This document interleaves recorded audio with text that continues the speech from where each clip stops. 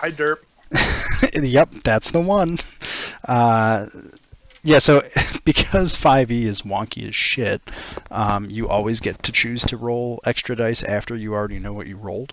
So yeah, pretty much if you have a save or suck or something and you think you're going to fail it, you can roll a hero die and expend it to add to that roll.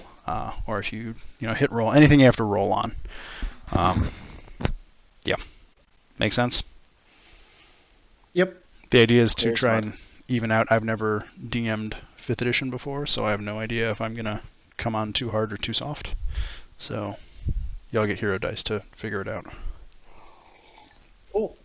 As far as inventory and party loot goes, I think I'm going to say, because we're probably going to have a rotating cast, everybody's going to get their own gold and loot to figure out, just so that we don't...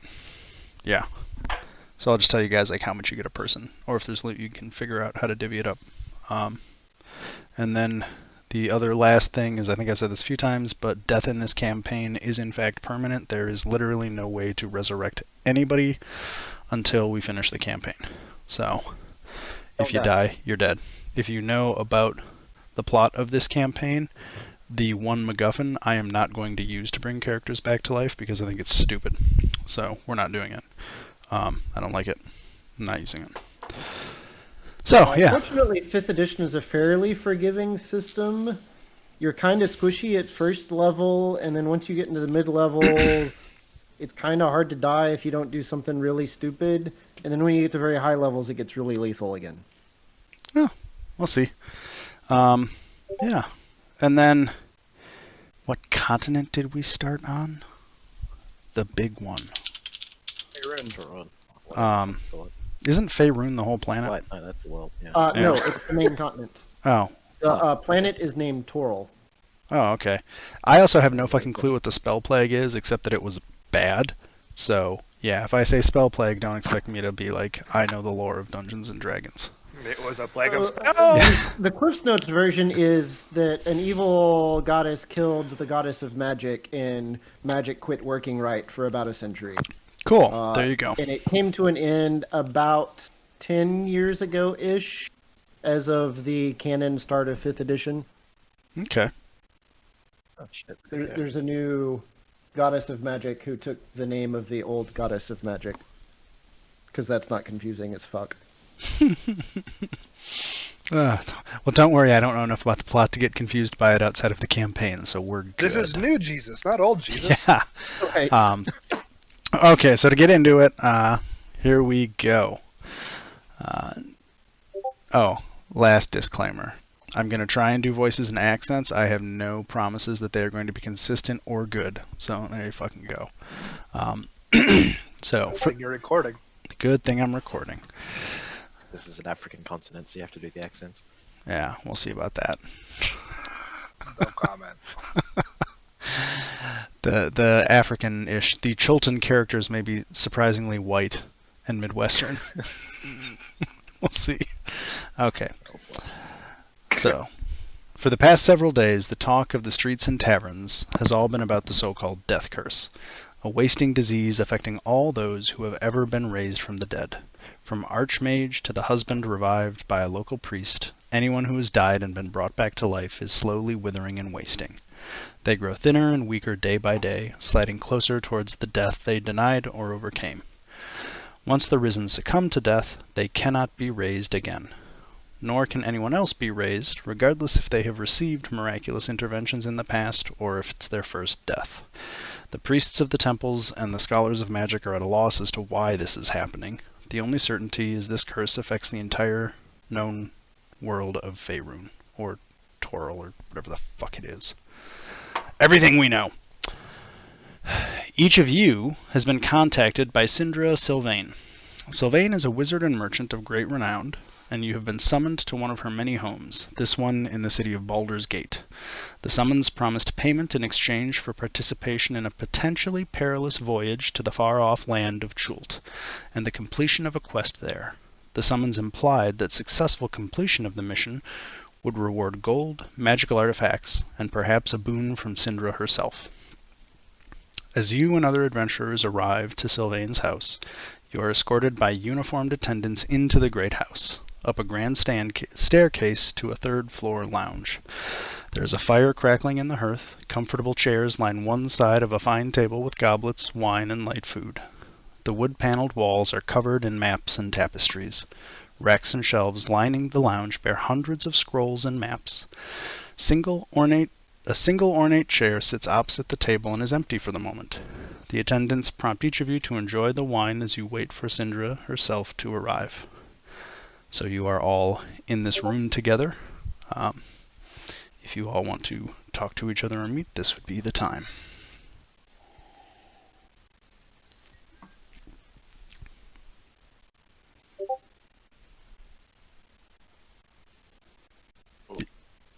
Crickets chirp. Okay, cool. So, go ahead, Sebastian. Oh, no. Go ahead. Okay. So I guess after you all awkwardly stand around for a couple minutes, staring at each other. I'm feeding. I don't eat, so I'm feeding little bits of food to my raven. There you go. Okay. No, that's fine. So Also, our backstory's got locked. Sorry, so I can't fucking see anything. your backstory got blocked? No, when you click on our characters and stuff in our character sheets, all of it's locked for some reason. Can't edit it. That's not good. Weird. I can look at that later. See if that's a Roll20 thing or something else. So anyway, after you guys watch Uriel, the robot boy, feed his bird for a few minutes, one of the servants comes and opens a door, and a woman in a dark blue set of robes with a heavy silver hood kind of shuffles out. You can tell this person is very slender underneath the robes and hood they're wearing. You can't quite make out her face because there appears to be some sort of silver mask under the hood. She comes out, sits down in the single chair behind the table, and says in a very dry, raspy voice, "Help yourselves to wine, and seat yourselves, friends. I hope I may call you that." And then after she, that good? That good of a start? She sits down and says, "As you can probably guess, my name is Syndra Silvermane, and I have summoned you all here. I have summoned you to my house because the death curse that you have been hearing about is affecting myself, and I am looking for a group of adventurers to voyage to Chult and try and follow up on some leads myself and my associates have found regarding the curse." And then she kind of waves to the attendant, and he goes over and grabs a map off the shelf, or a big scroll off the shelf. And Sylvain says, "Did we add somebody?" Nope. Someone Oh. dropped out, I think. Okay. Oh, Owen came back. Oh, you came back? Okay. I kind of Hello? now. You guys are like, I think it might be the house I'm at. Everyone's kind of cut in now. You're cutting in and out. Yeah, you're definitely cutting in and out. Electrocute that hamster.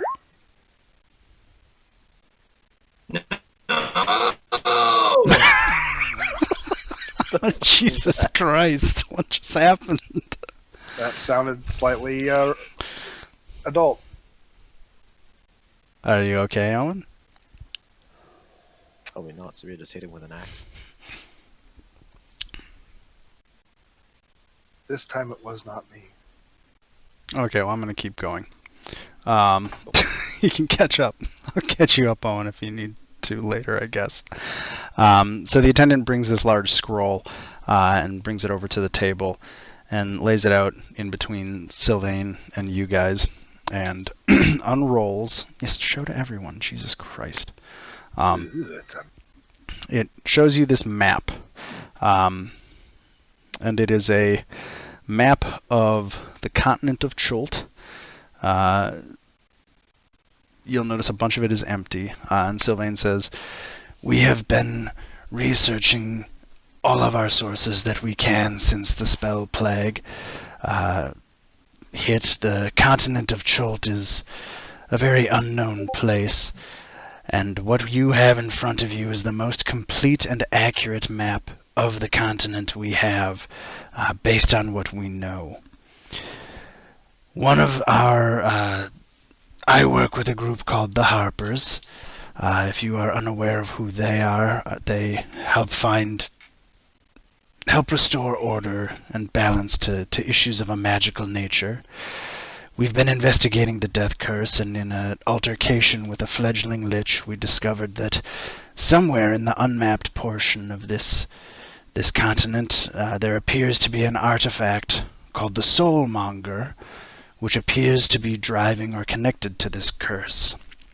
And I have arranged for travel to Port Nyanzaru in the north for any adventurers willing to go, to begin trying to hunt down this soulmonger, find out what it is, and stop it, or at least bring us more information so that we may be able to halt this curse." Sounds like a plan to me. I mean, it's got magic and adventure, and that's really, like, that's why I exist, as far as I believe, so fuck it. Very well. I'm glad you're interested. At this point, does anybody have any questions for me or any questions about what I've told you so far? The sand-colored area in the middle of the map, is that desert, or do we just not know what's there? We know that it's mostly jungle and rivers. Unfortunately, aerial reconnaissance of Cholt is quite difficult, in part because of the heavy rains that happen on an almost daily, and there are many terrafolk and flying dinosaurs that make mundane methods of scouting quite dangerous. But most of it is jungle. There are other areas, but this is our best knowledge. It kind of continues on, but it is an unknown continent. Will we be receiving supplies for such a venture? To plot out this area it may take some time. I imagine our expenses won't be small. Yes, well, I am prepared to give you initial capital. I'm prepared to offer at least 100 gold pieces per adventurer, and I have already secured the costs of transportation. I have also taken the liberty of having some associates compile a list of potential jungle guides for you to peruse on your trip to Port Nyanzaru. As far as continued expenses go, I am quite fairly certain that what you find along your way will more than pay for anything you need beyond what I can offer right now. Do you have any contacts in Port Nyanzaru for us to seek out when we get there, or are we on our own once we land? Like the list of guides she just mentioned? That's metagaming. No, I'm just kidding. I totally spaced that one out. That's okay. You will be traveling on the ship. On the ship that I have bought passage on for you, there will be a number of people who, some of which I know and some of which who are good first steps for you to talk to. The first one on the ship will be one of the 7 merchant princes of Nyanzaru, who is an acquaintance of mine. His name is Wakanga Otamu. And you should be able to speak with him. He is the merchant prince of Nyanzaru who oversees magic, fittingly. So he would be a very good contact. I also know that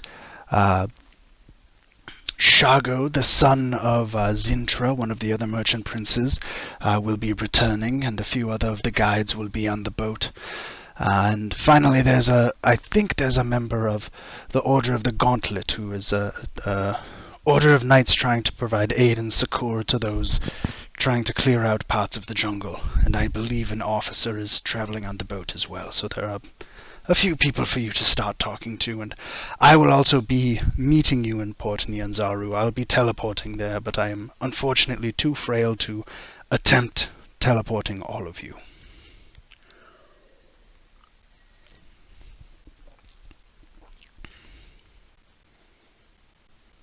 Does that sufficiently answer your question?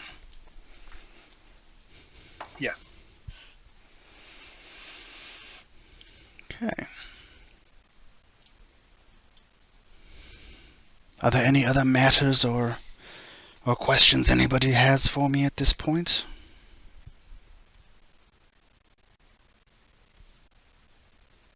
No, I believe we're pretty good to go.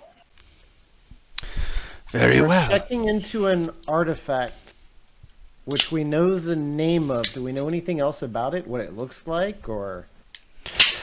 We know that it is trapping the souls of those who die, or those who have risen and die again. So it should be giving off a quite potent necromantic aura. Anyone with a sparkle of the divine or the arcane should be able to sense it. Beyond that, unfortunately, we really don't know too much more. The lich we captured was merely a very small cog in the wheels that brought this into being.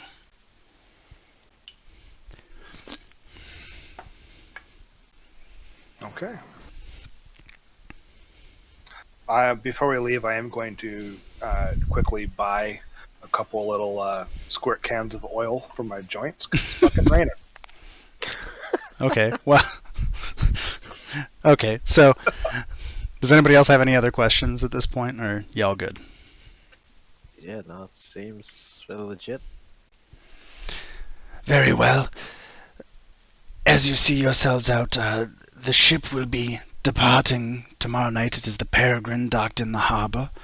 As you leave my house, please see the seneschal at the door on your way out. He will give you the 100 gold piece advance. And I look forward to seeing you in Port Nyanzaru.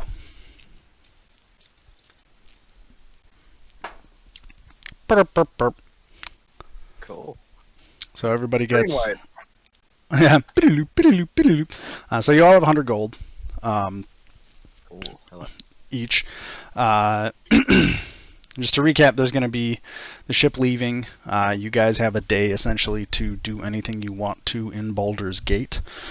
So if there's any specific supplies you want, or items or gear or anything, you're more than welcome to get it. And then, yeah, does anybody want anything that's actually special, or what? I'm going to Just check the supplies, probably. price of oil, and then I'm going to be good. We're gonna need mistletoe and better armor. Okay. Better armor gets expensive quickly. Yeah, it Well, does. I mean, Well, in first level character terms, anyway. just like friggin' not leather armor. Yeah. Cool.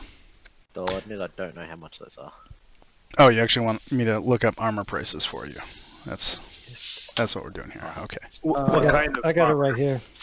Chain shirt is 50 gold pieces, scale mail 50, breastplate 400. Yeah, unfortunately my character's a hippie, so she can't actually have any metal armor. Hide, oh yeah, you're druid. Hide is 10 gold pieces. It's 12 plus dex modifier, max of 2. It's not Or- really better than studded leather, Yeah, we'll go but studded leather is more expensive. much of that.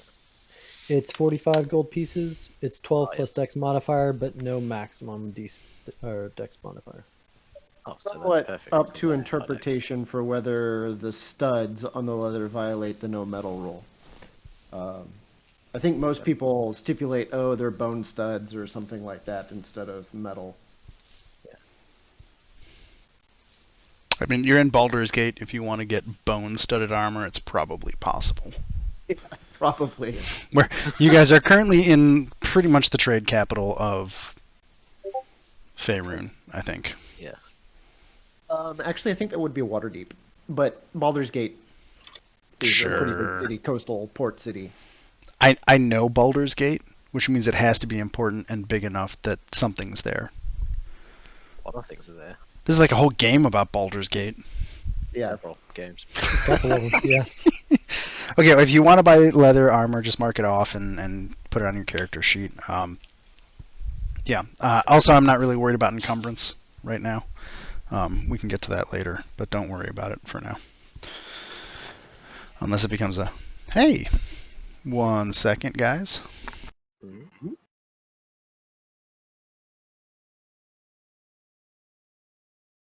Why would Lammy be in the basement?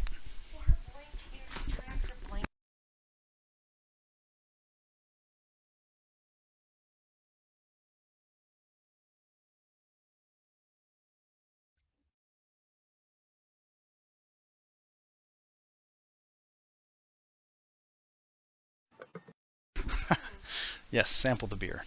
While I'm here. You might as well. Okay. Is that Rachel? Yeah, that's Rachel. Hi, Rachel. Gabe says hi. Okay. And with that interlude, does anybody else want to buy anything in Baldur's Gate before you guys hop on the ship and start for... Mistletoe. You want mistletoe?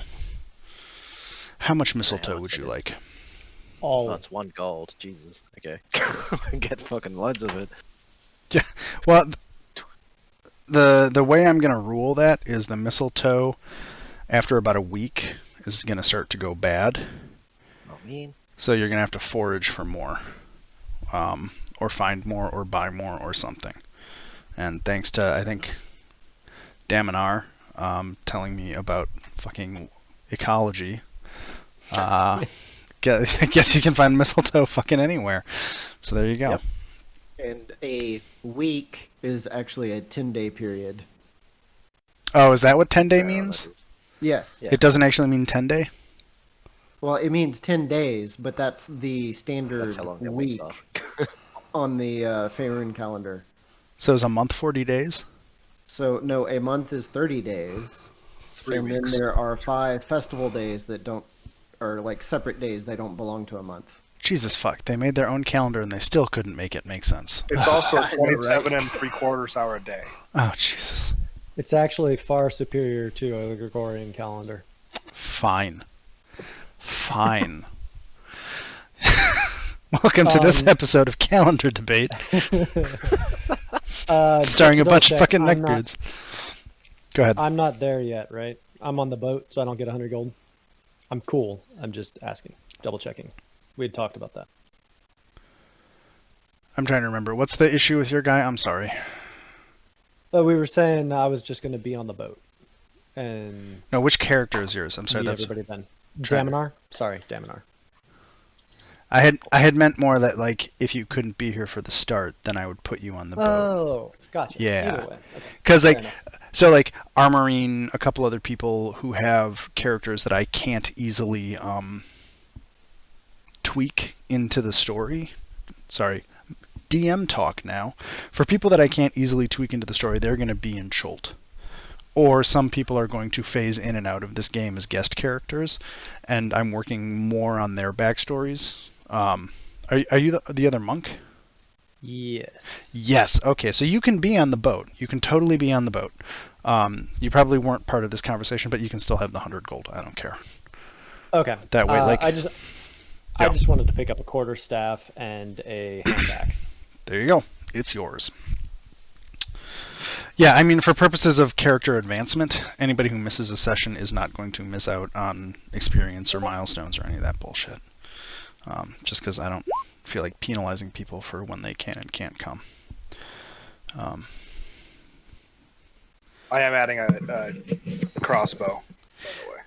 Yeah, I know I know it's a peninsula. God damn it. Whatever. my character's broke again. I drink and Straight away.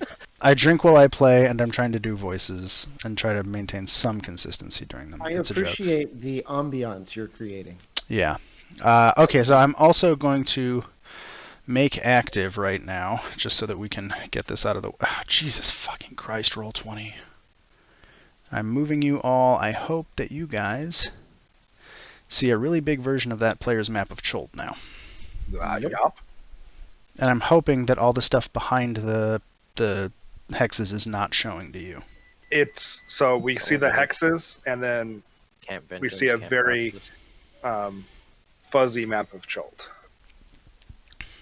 It's fuzzy? loaded for me. Oh, there it goes. Just loaded in. Can you see anything behind the hexes? No. Awesome. So we will be Beige color. we will be uncovering these as we explore. One thing I forgot to say in my exposition dump. So the little areas that have the yellow, and then the areas that have the red and the skull and crossbones, that's undead concentration within the jungle.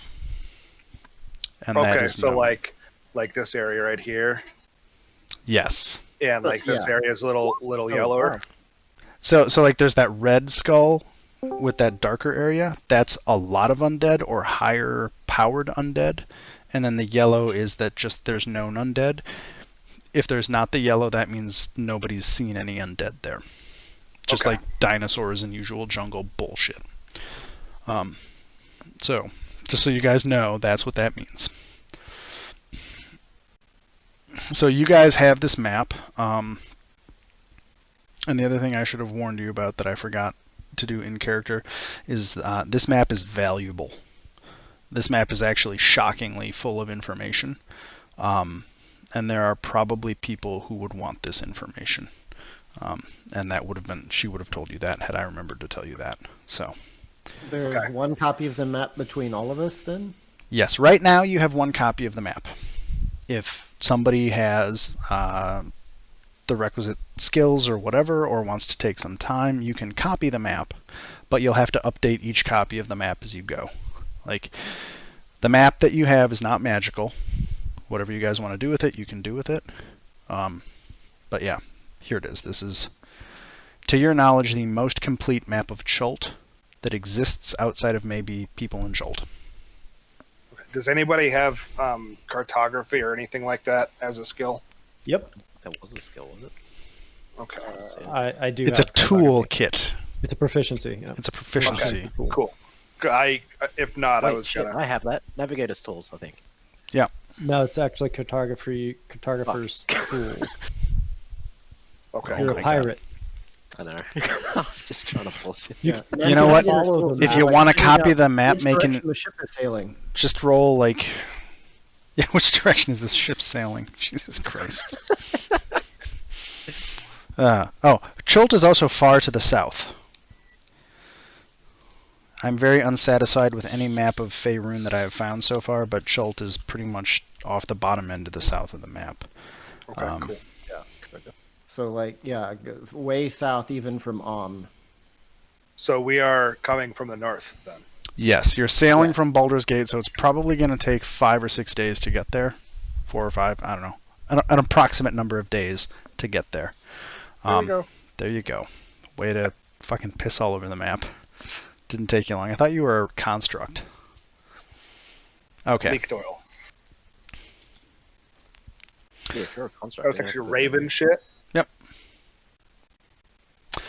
Okay, so does anybody else want to get anything in Baldur's Gate before we get on the ship and sail? a scroll case to protect the map. Sure. Alternatively, you can put it in my chest cavity. Did I miss anything like terribly? Cavity unique aside from weatherproof. Hey, Sib. Yes, let's just say. Because Yeah, that does bother me. I'm damn near close enough to done with this, I think. You're on a boat. You took a job to go find a bad thing called the Soulmonger that's sucking up all the souls of people who have been magically brought back from the dead. Some old mage paid you to do it, and y'all are about to sail down to a continent called Chult, which is shockingly like Heart of Darkness by Conrad. What a coincidence! You also got 100 gold. Go nuts. Oh yeah, you got 100 gold. Do Oh, you want to buy anything before you get on the boat? Well, considering that I'm currently throwing the sheet together, this You got a 100 gold advance on this adventure, in addition to whatever your character's starting gold was. which was Well, just a whopping 10, Yeah. because there isn't a starting gold thing for artificers. So Don't worry, Druids didn't get one either. Sucks to play unsupported classes. yeah, I know druids don't get something either because I play a spore druid in another game. I just bankrupted myself buying starting equipment. I'll skip the scroll case and take it on faith that the mechanical wizard-like thing knows how to protect important documents from the elements. Okay. And if I'm not at a Get session, the scroll case. just get the scroll case. And if I'm not in a session, you take it with you. Yeah, 'Cause, sure. I mean, if it goes tits up and we lose the map, then I'll just, go back to my old career and steal the ship and leave. Yeah. Oh, do you guys want to say who and what your characters are at this point? Just so that Yeah, that's everybody probably a knows. good idea. Because I'm still working on that. All right. He's an I'm artificer literally with a throwing this boomstick. thing together as I go. oh my sweet Jesus, That you're is purchased for 1 gold. awesome. Thank you. Okay, Gabe, what's your character? I'm Uriel. I am a Warforged wizard, and I'm going to be specking into Abjuration. If anybody doesn't know what Warforged is, it means he's a giant robot. I'm a magical mechanical construct, There. and I have a so far unnamed raven or pigeon familiar. Cool. It's my shoulder. Shale, gotcha. Daminar. I am a Wood Elf monk. I worship Dol-Ara, which is the goddess of the sun, and I have weapons and stuff. Cool. Hi, I'm Grim. I'm the guy who's running the game. You can give me ratings in the comment box after the session. Lyokin. Yeah, my character is a former pirate, druid, who, was basically just a ship hand before coming here. Okay. Did somebody just changed leave? my nickname. No, I just changed my nickname. For character name. Sebastian. Yes. So I am a half-elf paladin from the Far East, far enough away that I would be a foreigner both in Baldur's Gate and in Chult. I'm follow Hanali Selenil, who is an elven goddess of... I forget. I have to look it back up because she's one of the minor goddesses. But I'm planning on going Oath of Ancients, so all about life and love and beauty and nature and all that kind of stuff. Are you sword and boarding it? Yes. Cool. Longsword and shield. Currently, I also have a spear, and that will eventually become my primary. Are spears one or two-handed in 5e? I believe they're one-handed for 1d6, two-handed for 1d8. Someone check my math on that? Okay. I And think you are correct. It can also be thrown. Yeah. Cool. For, But the plan is to keep the shield and just use it one-handed. okay. And is reach a thing in 5e? I'm normally a Pathfinder guy. It is a thing, Ranges. but the spear is not a reach weapon. yeah, spear's not Okay. reach. I'm thinking a long spear. All right. Yeah. Spear is both thrown and versatile. So yeah. Cool. Isn't it? You get 20 feet with a regular spear, and 60 if you throw it. If you throw it. We're talking about just 20 melee. You Yeah, can but throw it whether up to 20 20 if it's feet jab. normally, and you can throw it up to 60 feet with disadvantage. Correct. Okay. Oh, okay, never mind. I think you should have a 20-foot spear. That would be awesome. Great. That'd be funny. Have Yeah, fun we're with that gonna in the all jungle. become Macedonian pikemen. Shit. Everyone's Ah. stat for it. So, Sib, do you know what you're playing yet or no? I'm currently hiding in the bilges. We'll get there in a minute. Okay. My brother, Owen, who shows up as Teddy Salad or whatever, he is the other monk.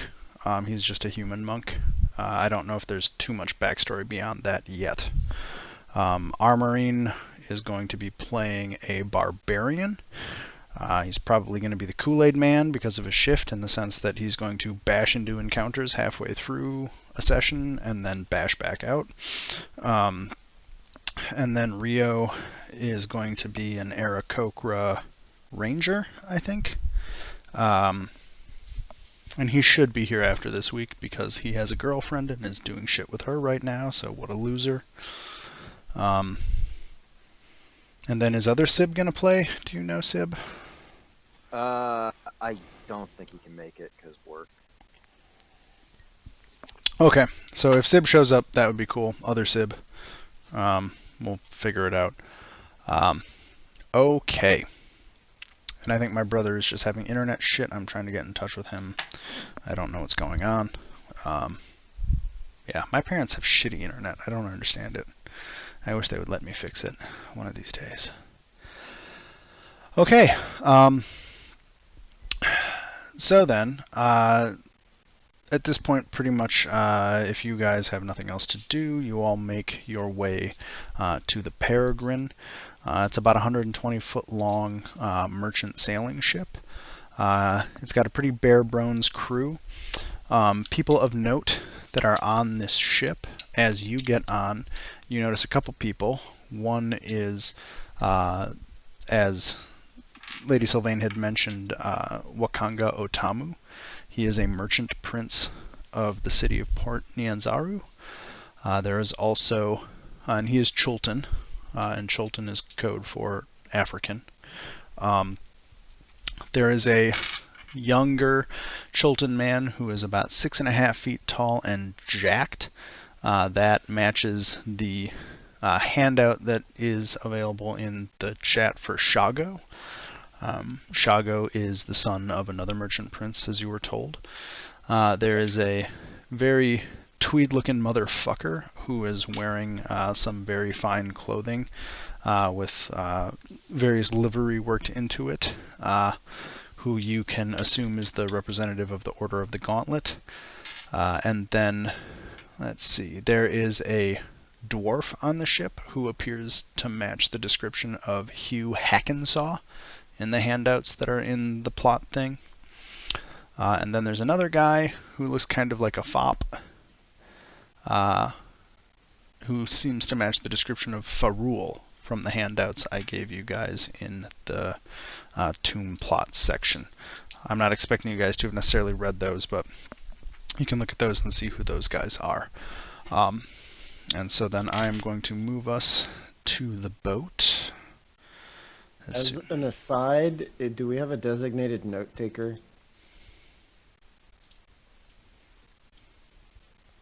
Crickets. I don't think we do.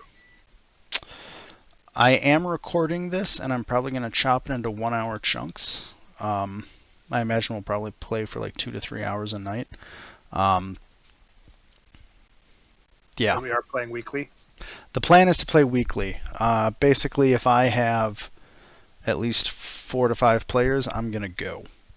Okay. And we'll hand wave away why people weren't there. And I think we should have enough characters for encounters based on how things go. But yeah. Yeah. So I've switched us over to the boat. This is a representative boat. As you come on, if you guys look at this map, is it showing up for you guys? Yes. So you guys basically have the entire 3rd level of the boat from the top. Each of the rooms on that level is for one of you guys, except for Sib, who's in the bilge, because why not? And then on the 2nd level, the other person I forgot to mention, he'll come up later. I will introduce him when we get to him. But the 2 very nice cabins, one of them belongs to Wakanga Otamu, and another one, your character's a weird size. Doesn't matter. Yeah, I'm trying to fix that.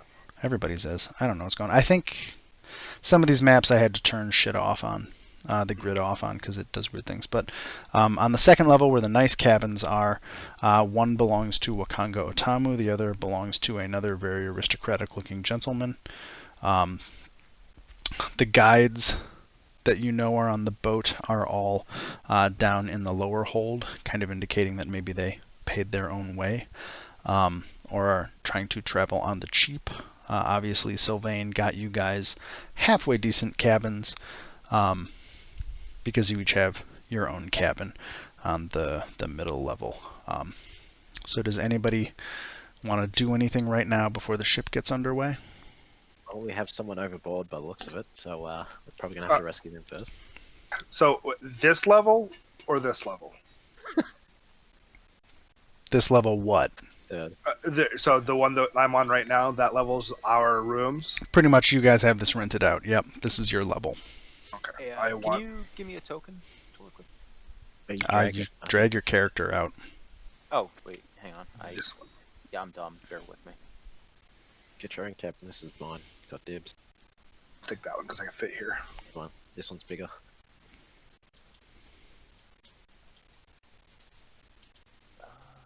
Is there any opposition to staying on the deck? Thank you for resizing. Yeah. Whoa, fuck. I don't know how that happened. That's not how enlarged person works. I don't think enlarged person works that well. Yeah, it's not that good. Yeah, Oh, who's off the side of the ship? Gale. Okay, let me. Yeah, I'm fixing this real quick. No, Gale's dead. Oh, you'll notice I gave some of you tokens that I thought matched your character based on the race. Oh, Yeah. Okay. Well, just to make it easier so that we don't have a whole bunch of fucking meeple. Maybe. Yeah. Because I was silly and I bought the package for Tomb of Annihilation, so I have very nice markers for everybody else. Not you fuckers. So you want to stay on the deck? Like, if anybody wants to sleep on the deck, that's fine, I guess. I mean, probably would. I'm made of metal. I'm going to stay in my cabin as much as possible. Well, my character is a pirate and a druid, so she probably just want to chill out with like nature and shit. Yep. Because hippies. So, does anybody want to... Night. So everybody gets on the ship. You kind of know who's on it except for the one mystery guest, although you can probably see his name, but if you know who that is, just be fucking patient. Because, yeah. Actually, I don't see anybody's name for any of the tokens other than me. Really? Yeah, same. Wow. Yeah, I only see my own name. Oh, that sucks. Okay, well, I can see names. I'll try to figure that out before next session. Sorry. Sorry, I just changed my Roll 20 picture to match, which should make it easier. Yeah. Okay. Can you see the tokens for all the other people at least? Yeah, I can see the tokens. I just, Okay. It's not immediately clear who's who. Okay. Great. We'll get there. So then if nobody wants to do... Are you guys just like hanging out in the water? Hey, can you get rid of these 2 tokens for me? I actually What are you... dropped What? those there. The 2 in the water? Yeah. Those 2 drowned. Bloosh, bloosh. Okay. I'm not getting them. It's my day off. Did this, and it doesn't show the fucking. Have you just set your... Weird. Oh, I know what the problem is. Hold on. Hold on. I believe there's supposed to be. Oh, no, that's just Roll20 being fucked up. Okay. Is it? Yeah, it's just being fucked up. I just dragged you out on my end and it's not pulling the picture, so... I want to say that there's a second thing where you edit what the token looks like. No, I know how to do that. I did that for everybody that has a picture already. Alright. It's just being stupid. I threw a super generic thing that I pulled shamelessly off of Google that actually fits reasonably well. I did the same thing. Well, I beg a Did friend you pull to do Taco? artwork for me. Is that a fucking image of Taco? Don't. Who's Taco? Link it to me. I'm pretty sure it's Taco. Link it. I need to see this. Abrica, fuck you! No. Anyway. I'm going to progress with the game. We'll worry about tokens later because it's not super important for this session. We'll get there. Who's off on the side of the map now? God damn it. Okay, you know what? If you're in the water, if we get to the encounter that happens later, you fucking drown. Great. Is anybody going to do anything legitimate game-wise before the ship sets sail? It is evening. The ship is about to leave. So if you don't do anything else, everybody's going to go to their cabins for the night and go to bed. I have rituals at twilight. That's about it. Awesome. The captain is a generic captain. I didn't do a backstory on the captain because I'm sorry. So it's just... Worst GM As ever. long as Yeah. he operates the boat well, we are sufficiently captained. Okay, yeah. I mean, I can take over if he dies, so. There you go. There you go. Mutiny on the fucking Peregrine. Here, this is the current super generic concept that I stole off Google that I'm using. That got posted somewhere. Okay, so Oh, cool. the next morning, wake up, under your cabin door is a little handwritten note inviting you to take kind of a brunch with Wakanga Otamu, sorry.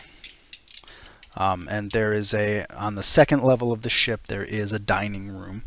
And so the note pretty much is inviting you to come take brunch with Wakanga in the dining room. Ah, good stuff. Okay.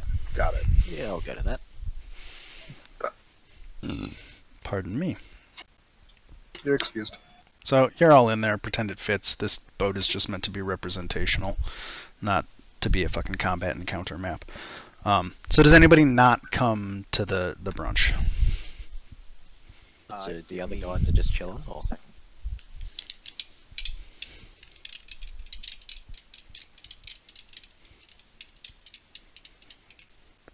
Okay, everybody's here except Sib. Sib, are you coming to the lunch or no? Yes. Okay, yes, great. I'm just. Then don't worry about whatever the fuck it is you're doing, because Okay, there's literally going to be no combat on this map, so don't worry about it. That's not what I was worried about. Okay, good.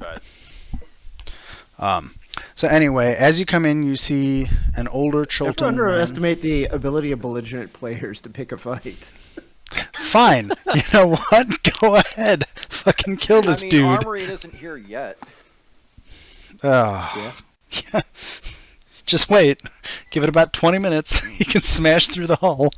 Oh, God. Oh yeah. So anyway, as you guys come in, already present is Wakanga Otamu. He's a nicely dressed man in about his 60s or 70s, probably.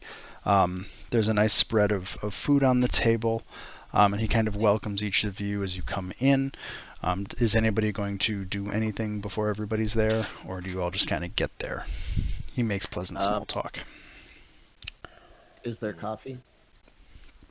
I don't think coffee's been invented yet. Aw. I have no idea if coffee exists in Dungeons and Dragons. Sure, why not? I mean, Yes. I mean, yeah.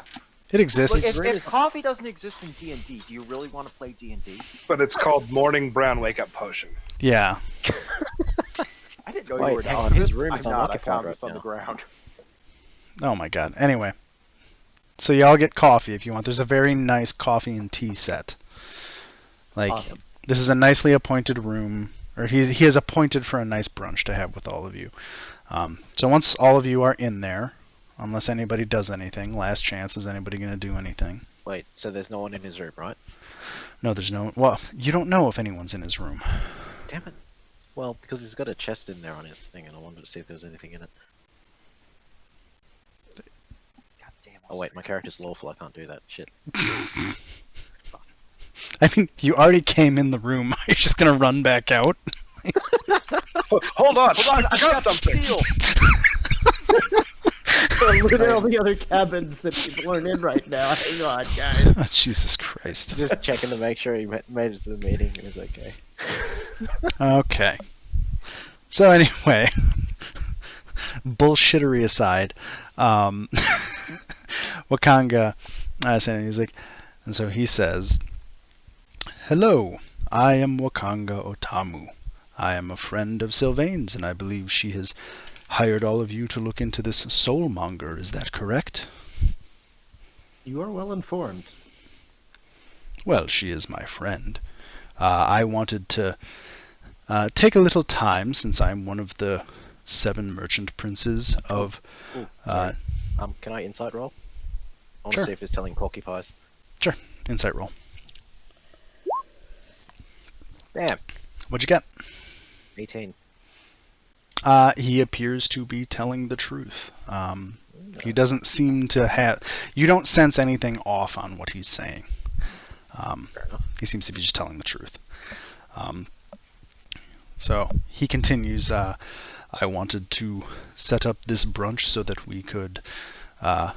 you could meet me and ask me any questions you have about Nyanzaru or about my home of Chult, and so that I could give you some, maybe some helpful information about how to begin your adventure.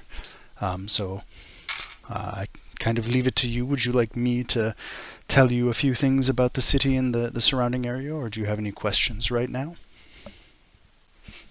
Has your friend hired any other parties before us?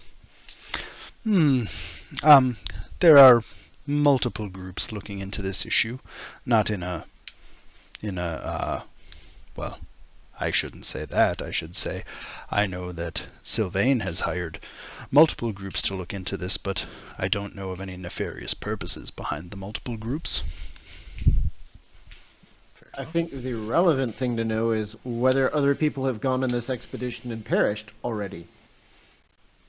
Well, this curse has only existed for, a 10 day or two, so we honestly don't know the outcome of the other groups yet.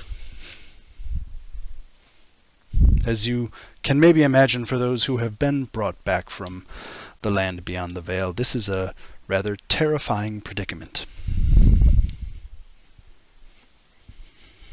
Do you know if it's affecting constructs and other magical beings, or is it just merely those who have been revived? As best I can say, anyone who has a soul cannot be revived. I don't know any specifics on individuals such as yourself. You are a bit of an outlier case. Cool. Pioneering. Yeah, so, yes, probably you'll die. We'll have to think about that if you do. Mm-hmm. I have jumper cables. Clear!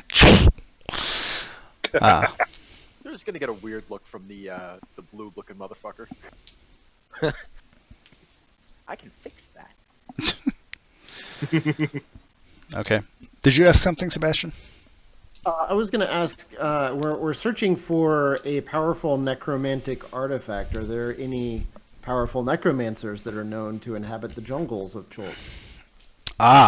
There are rumors of Yuan-Ti far to the south. Whether those rumors are true or not, I don't know. It is several hundred miles of jungle to traverse. We do know that the undead have been getting closer and closer to the port, to the point that some of the outlying neighborhoods of outside the city wall occasionally have to call on the guard. Have any preparations in Port Nyan Magabar been made to prepare for a siege? Well, each of us princes has our household militia in reserve. We definitely have some contingencies. We also have the harbor master. We've been more concerned about retributions from the north and from Amn in the last 10 years or so since we gained our independence. So far we have been quite able to repel any undead incursions from outside the walls of the city.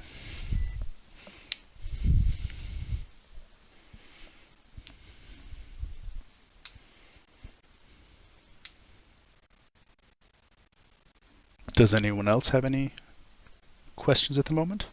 Nope. Oh, seems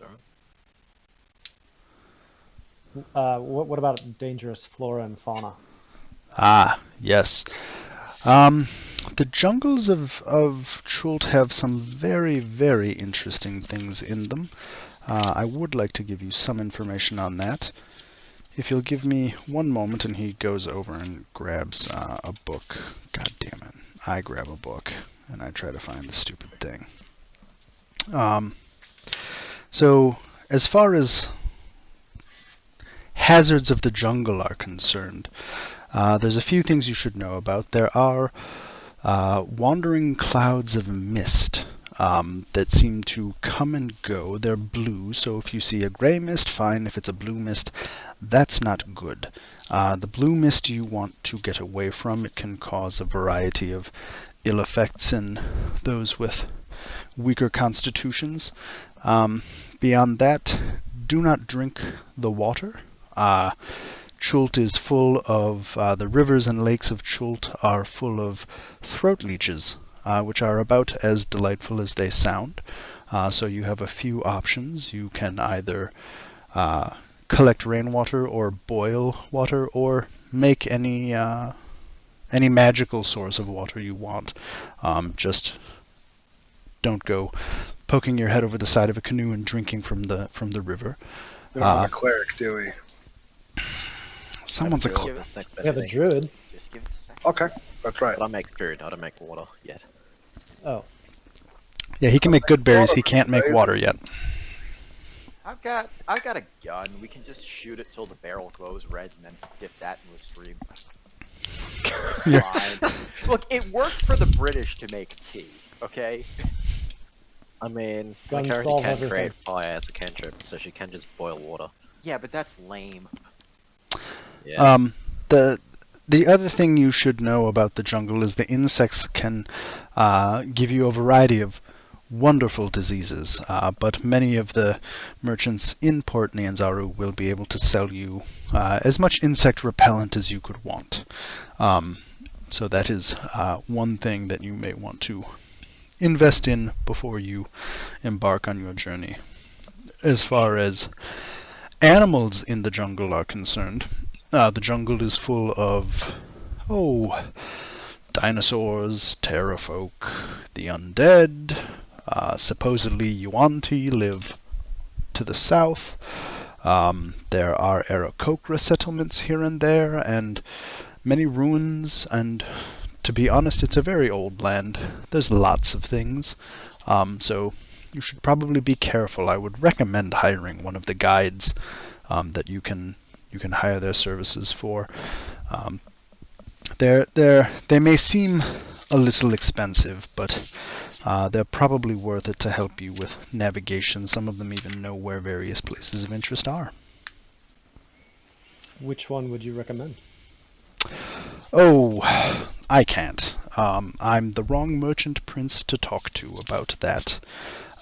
If you want a specific recommendation from the prince that actually oversees these guides, I would recommend you speak to Prince Jobel once you arrive, or at least one of his representatives.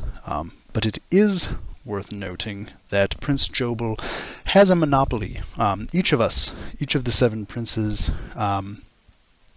controls at least 1 or 2 areas of the market. Prince Jobel is the one who currently controls all of our guides and mercenaries. So I strongly recommend you hire a guide that is at least aware of Jobel's control of the market. Myself, I am the prince in charge of magic and lore. If you need any potions or scrolls, I am more than happy to help you, especially since you are working in the service of my friend.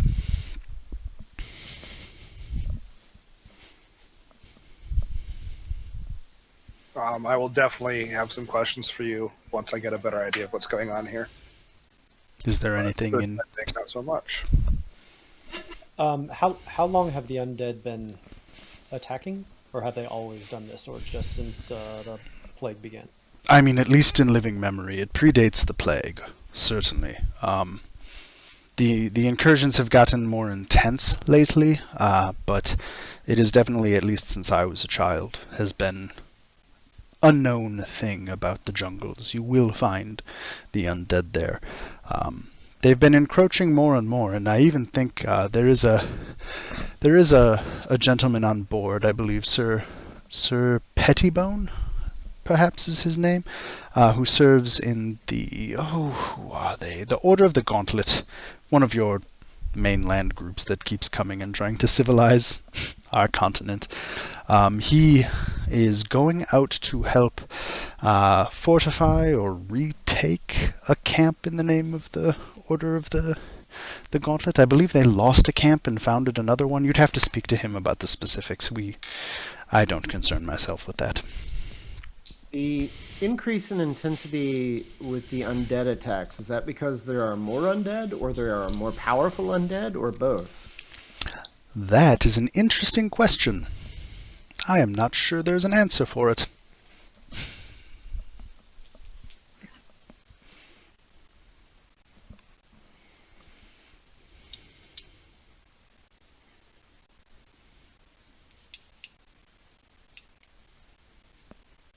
Are there any other questions? Do you think that monopolistic economies foster a competitive situation for innovation? Certainly. There are 7 merchant princes, but we are not dynasties. It is the 7 richest men or women in Port Nyanzaru. Has there ever been a push for someone to become, like, to establish a dynasty, or is the politics of the situation fairly stable? Well, if your son or daughter can continue the dynasty, there's no problem. If they can't continue the dynasty, that problem solves itself. Fair point.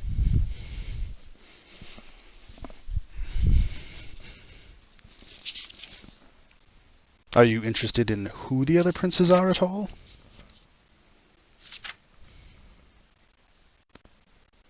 Yes. Yes, that's definitely yes. Yes, let us use this chance to get exposition in character. Very well. As I said, there are 7 merchant princes, or princesses, depending on gender. We're whatever. So, Egalitarian. fuck, Jesus Christ. Did you see the thing I posted earlier today about how somebody wants race removed from this game? What? Yeah, they want races taken out. They want to change it to something else. Only elves are human. I mean, elves are people. I don't know. Anyway, give me 1 second. I'm going to do that description. I'm just going to stop my recording. Okay, there we go, because I don't want to go for more than an hour of recording at a time. Yes, so there are 7 of us. The first one is Akineafa. She is a former gladiator who now controls the trade in weapons, shields, adventurers' gear, rain catchers to help your water, saddles, wagons, canoes, things like that. She's the one you would want to talk to about those sorts of items. There is also Ifan Talroa. He deals in beasts and beast training, so if you're looking for a dinosaur or a pack animal, anything like that, Talroa is the one you would like to speak to. Jessamine is the merchant princess of plants, poisons, and in case you need to have someone removed, you can speak to her about this. Keep in mind, if she sanctions such a removal, nothing stops somebody from removing you in return. So plan accordingly if those sorts of services are something you are interested in. When you say remove, you mean something Kill. a bit more violent than that word, yes? Yes, the only way you can legally remove someone from the realm of the living in Port Nyanzaru is to speak to Jessamine and negotiate such a contract. You can either negotiate to have the right to do so, or negotiate to have her take care of that as well. Good to know. So continuing on from that somewhat unsavory bit of business, Prince Jobel, who I mentioned before, is in charge of jungle and river guides, and also any mercenaries that you might like to hire.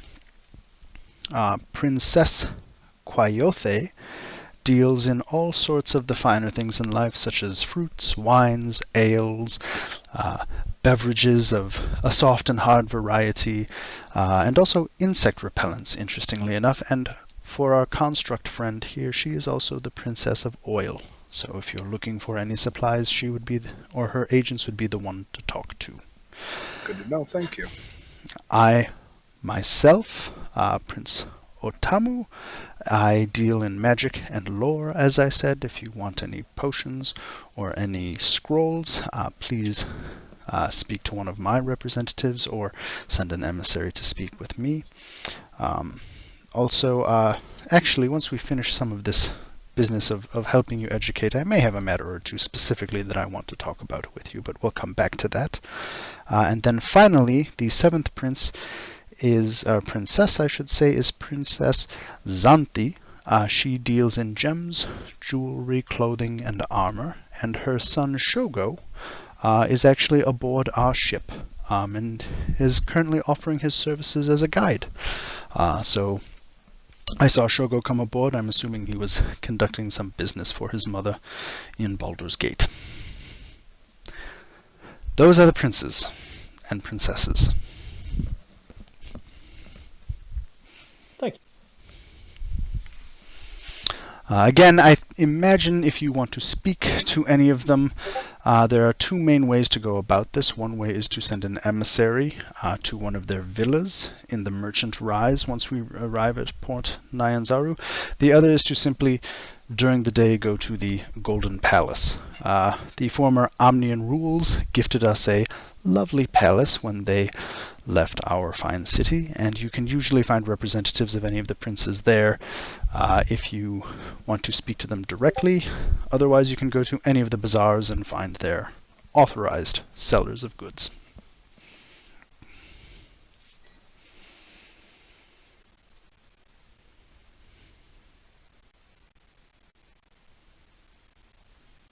Are there any other questions about the princes that I can help you with?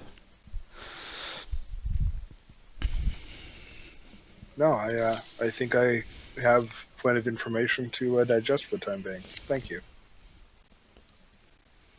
Yeah, all good here. Very well. Are there any other pieces of information about Port Nyanzaru or about Chult that you would like to know more about before we finish our breakfast? Did you say that Chult was formerly under the control of Am? Ah, yes. Our glorious former rulers. We had maybe a less than amicable separation about a decade ago. But now Chult is in the control of the princes of Chult, and the Omnians are happily back in Amn. Have there been any conflicts since Are then? the Omnians happy about being back in Am? To be honest, I don't think that they really enjoyed our climate very much. If you're asking if there have been any military incursions, no. In fact, various representatives from the city we just left, Baldur's Gate, have been far more interested in not so much our fine city of Nyanzaru, but in the jungle around us. You may want to talk to Shago about that. You mentioned something you wanted done. Ah, yes. So, I hate to mix personal business with something of an acquaintance of mine, but when I was younger, I had a shield guardian. His name was Vaughn. And, well, I have his amulet, but I lost the shield guardian, you see, and that is very troubling. And so if you could find this construct while you're about your business, I would be most happy to reward you for returning the guardian to me. We'll keep an eye out. Can you give us a description, please? A large construct, about 10 feet tall or so. I have an amulet, and he produces this amulet that has some symbols and interesting glyphs on it. Oh, damn it. I fucked that up. Whatever. He has an amulet it's a control amulet for a shield guardian. To kind of explain it, if there's a shield guardian and it doesn't have the amulet within about 30 to 60 feet of it, it doesn't do shit. If you get that amulet close to it, it'll activate and follow orders from whoever's holding the amulet. So, Wakanga would like you to find Vorn and bring it back to him. Can I have his amulet, please? You can see Wakanga kind of hesitates for a moment, and not in a distrustful way, but just in kind of a sad way. And he hands you the amulet kind of gingerly and says, "Please take care of that." I will do so. So there you go. You have an amulet for this shield guardian, but no idea where it is. Cool. So I can practice my acrobatic skill by juggling. So since it's Like, this isn't a fetch quest as much as a. I'm just kidding. Is it a person or a thing? It's a thing. It's a shield I- guardian. that was supposed to be a joke. I'm sorry. Oh, yeah. Escort quest. Love escort quest. Wait, a construct escort for me? I'm excited. I mean, do we have anybody here who has any knowledge about constructs or anything? It says you to the Warforged. Doesn't mean you know about yourself, dude. I definitely do because that's part of my arcane studies. Okay, roll a. There's the, Just give me an insight or a wisdom roll. Can I give you an arcana check? Sure. Okay. Let's see. Roll something. I could toss you one of those too if you'd like. Yeah, we can do inside rolls. Arcana. Also, I can't Boop. remember how to disable the automatic advantage. Just use the first number. Yeah, I know. And I just do wanna have disable proficiency, that. so this would count as advantage roll, right? No. No. No, proficiency is an advantage. It gives you a bonus. Ah. It calculates the bonus in, because otherwise it would just be a straight, int roll, but this is int plus your whatever. Your proficiency bonus, which for Yeah. first level characters is 2. Yeah. Got So you got a +3 and a +2 in there, I think is what happened, right? Because you have +5. So with your 12, you know that a shield construct is, it's not sentient, but it's definitely it's a significantly powerful construct that usually serves as a bodyguard. And so this control amulet will let you, if you get close enough, if you find this shield guardian, will essentially become your shield guardian for whoever controls the amulet. Yeah. Cool. Like, you would know this, since you're a Warforged. It's not that far-fetched for you. You mind if I roll my own for Artificer? You can. Yeah, sure. And my stop glitching out. Sorry, I'm not at my computer. Just tell me what your result is. 17. You know the same thing.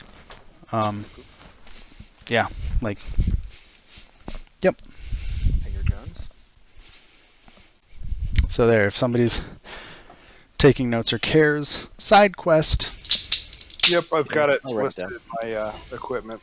If you can find Vorn, Wakanga will reward you. Wait, do we know what kind of reward? He didn't specify the reward. He was attached to it. So we Yeah. know what. Okay. Does anybody have any other questions or anything for Prince Otamu?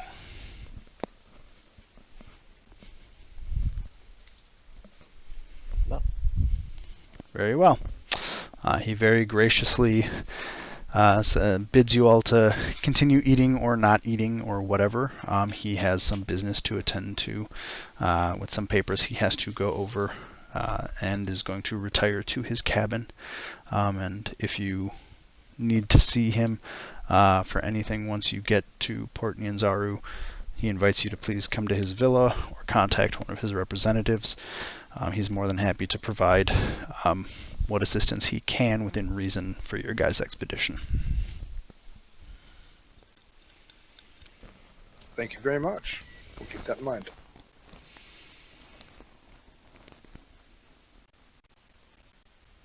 Okay.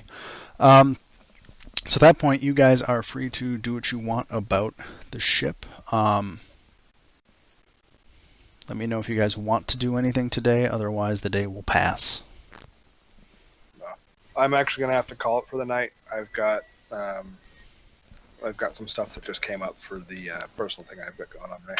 Ah, fuck. Good luck, man. Thanks. It's just paperwork. So, Well, good luck. yep. I told her I just got an email like, oh god, it's 10. Okay. Thanks, Ray. Deuces. Godspeed with that shit. Good luck, man.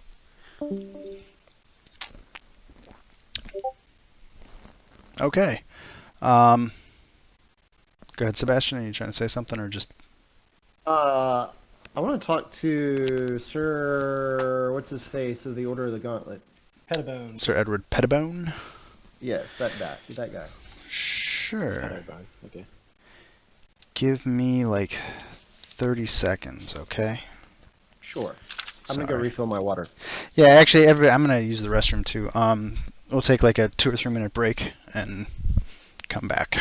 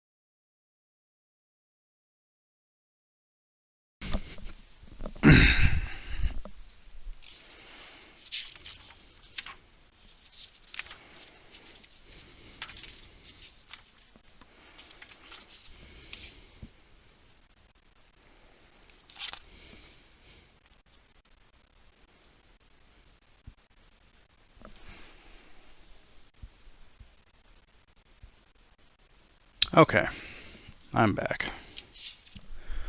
Give me a minute. It's fine. Sorry, Sebastian, I just wanted to double check a few things too before we kept going. This is the funnest part. Is it? It's the sandbox. This is the part where I'm trying to give as much to you guys as I can, and then the path you guys take will help narrow things down considerably. But and I've also made most of this up. Because the worst part of this is that, like, the start of Tomb of Annihilation, the way this is supposed to start is we have that conversation with Sylvain, and then she teleports you. And then you're just there. You're just there. Like, okay. What the fuck? I've noticed that the published adventures seem to be kind of railroady. Oh, this one, the problem with this one is actually at the beginning there's not enough railroading. Oh, okay. Like, the only thing it railroads you into is you land in Port Nyanzaru, have fun. Like, that's it. To the point that if you go look on like DM Guild, there are multiple modules people have made to set this campaign up. Yeah. So that's what I'm. Yeah, there are a lot of people that have made great drop-in content for the published adventures. Yeah, I guess especially the it's ones fun. that are designed to have random encounters like in certain areas, but give you like no guidance on what that encounter should look like. Yeah. Have any of you played this before? No. Okay. Nope. I haven't decided yet if I'm going to make the map canonical or if I'm going to make the map up. Haven't decided yet. We'll see what you guys pick, what you guys start to do. But anyway, I'm ready to be Sir Edward Pettibone, if you would like. So basically, if you kind of look around the ship and you find he's not listed as a token. Sorry about that, but he is kind of standing on the top deck, kind of resolutely staring off into the distance. This guy looks like the epitome of, I don't know what the D&D equivalent is, but he looks like the most colonial British motherfucker you have ever seen. Like, stiff upper lip, he's a thin man. He's definitely wearing a bit too much clothing and too fancy of clothing right now for being out on the open sea as you sail to the south. Nice big mustache, just kind of staring off into the distance. So if you want to talk to him, that is what he is doing. Or Edward, I presume? Oh, yes. May I help you? Yes, my name's Sebastian. I'm from the eastern realm of God. I can't believe I just forgot this. Well, you remember where you're from. Is anybody else tagging along for this conversation? Is this like a group thing, or is this just Sebastian? Sareth is like scoping it out, but that's probably because I just left her at the wheel because I'm an idiot. Just Just listen in. I'm not eavesdropping. going to take part. Yeah. Okay, so I'll assume you guys can understand the content of what's happening right now. And, They're speaking if I in need common, to, right? Yeah, well, yes, they're speaking in common. Sir Pettibone doesn't know shit besides common. Fucking humans. Imagine he's next to Sebastian's token. And that's... Can't tell which meeple I'm that is. the generic meeple person up near the bow. Oh, yeah, sorry. Sorry, I can see so- your names. Go ahead. So yes, I'm from the eastern realm of Aglarond, and I have been about seeing what there is to be seen around the world, and seem to have been pulled into this quest to find what's causing all the dying, or the lack of resurrection, as it were. Certainly. Well, I don't know anything about that, but I can tell you these jungles are full of the undead, and we are going to put a stop to it. Are there others who are coming along with you on this task? Well, my good sir, I am reinforcing the Order of the Gauntlet, and myself and my companions, once I reach this untamed land of Chult, I shall go straight to Camp Vengeance and help reinforce the commander there and make sure that we push these undead back. This Order of the Gauntlet, I've heard of it, I think, but I don't know much about it. Where are you based out of? Oh, fuck, of course you asked me that. Sorry. Never mind. It's not important. I'm just like warming up. No. Sorry, I can handle this. We are not based out of any one place, sir. We are based out of a belief. Any follower of any good god should be a member of the Order of the Gauntlet, and we seek to stamp out the forces of evil wherever we may find it. Is there any oath or creed to your order? We're non-denominational as long as you believe in some good god. Tarn, Helm, any god like that probably would be sufficient. I mean, I'm not a theologian, sir.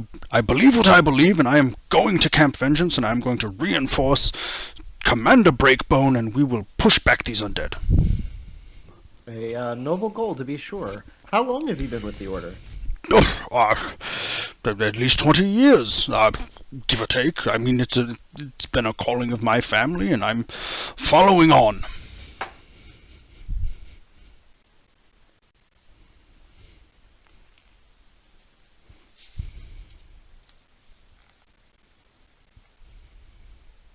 I'm sorry, I got nowhere to go. My brain just lost its brain. Okay, Are you that's headed fine. there by yourself? Well, once I arrive in Port Nyanzaru, I will be rendezvousing with the members who are going down. I'm not quite sure exactly who I will meet there. I know I have correspondence from Commander Breakbone that once I arrive, I shall proceed to the tavern. I'll have to look it up. It's in a note in my cabin, and then I will follow that and take a canoe down the river or a boat, and we shall be at the camp. I mean, terrible business what happened to the camp there. Our initial camp was wiped out, just completely destroyed, overrun Camp Righteous. We had set it up underneath a ruin, and we were swarmed by the undead, and so now we have set up Camp Vengeance further downstream, and under Commander Breakbone and his lieutenants, we shall regroup. So Camp Vengeance then is closer to the port than Camp Righteous was? I can see how you would make such a mistake, but that is not the case. Camp Righteous is actually a little bit further I'm sorry. Camp Vengeance is slightly upriver, being further from the port than.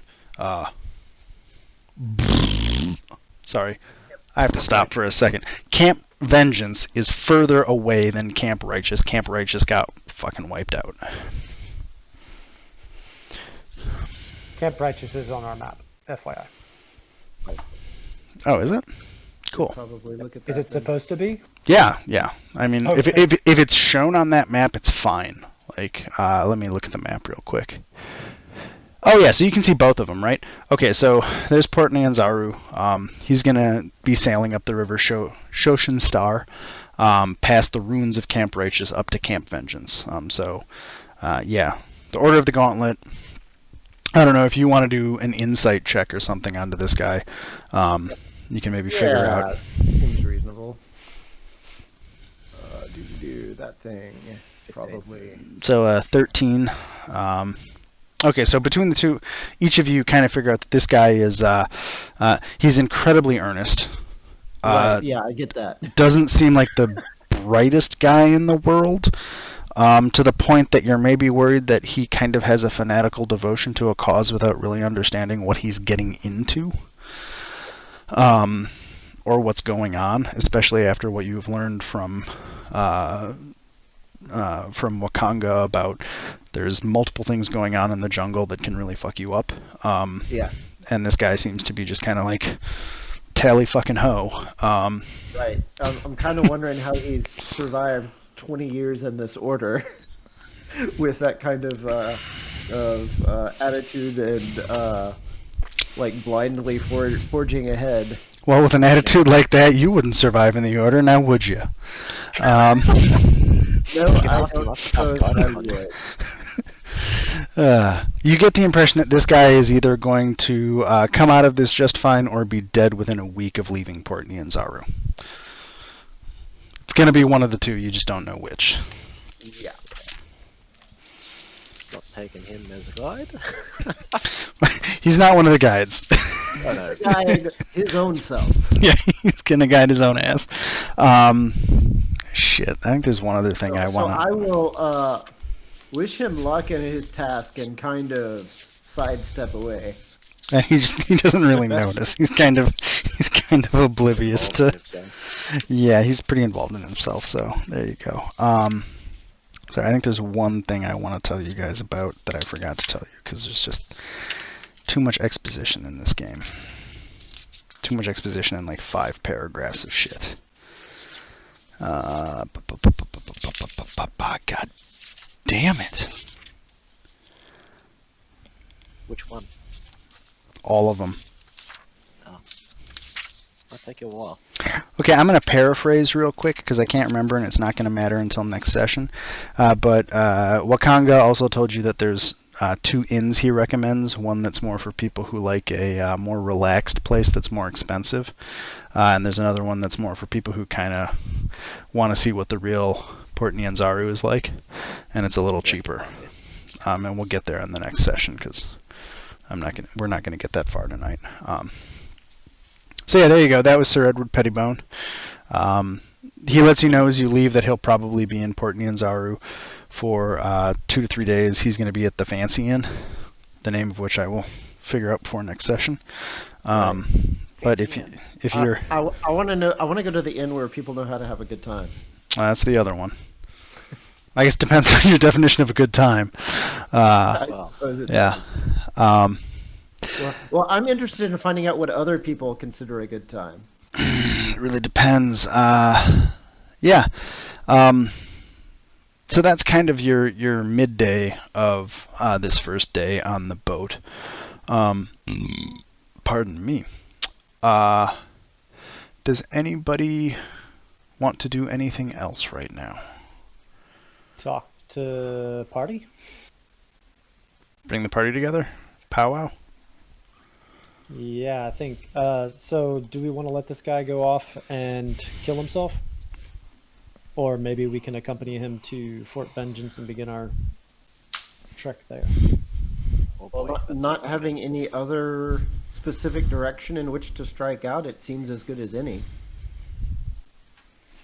And it would be one more I guess, solo fighter for the cause against the undead. Right. And we would presumably be heading toward a point of strength. To strike out from.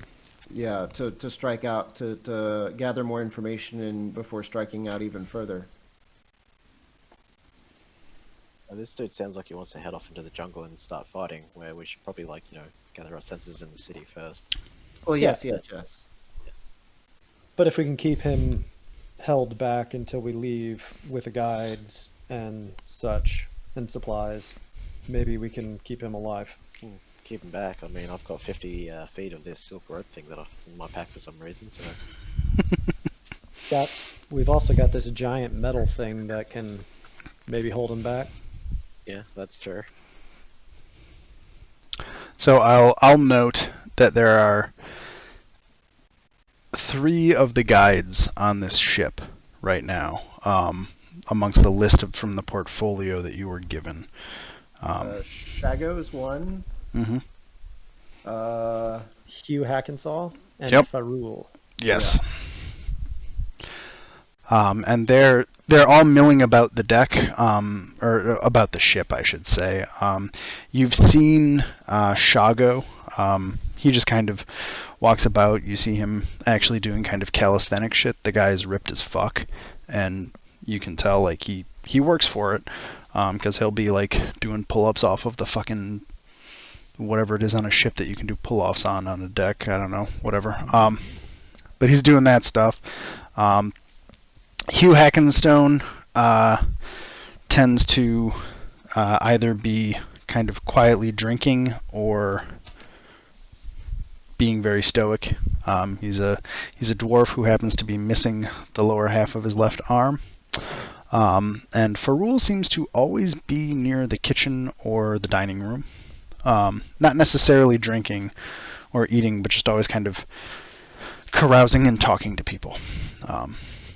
And then there is still a mystery guest in the other nice cabin that you have not met yet.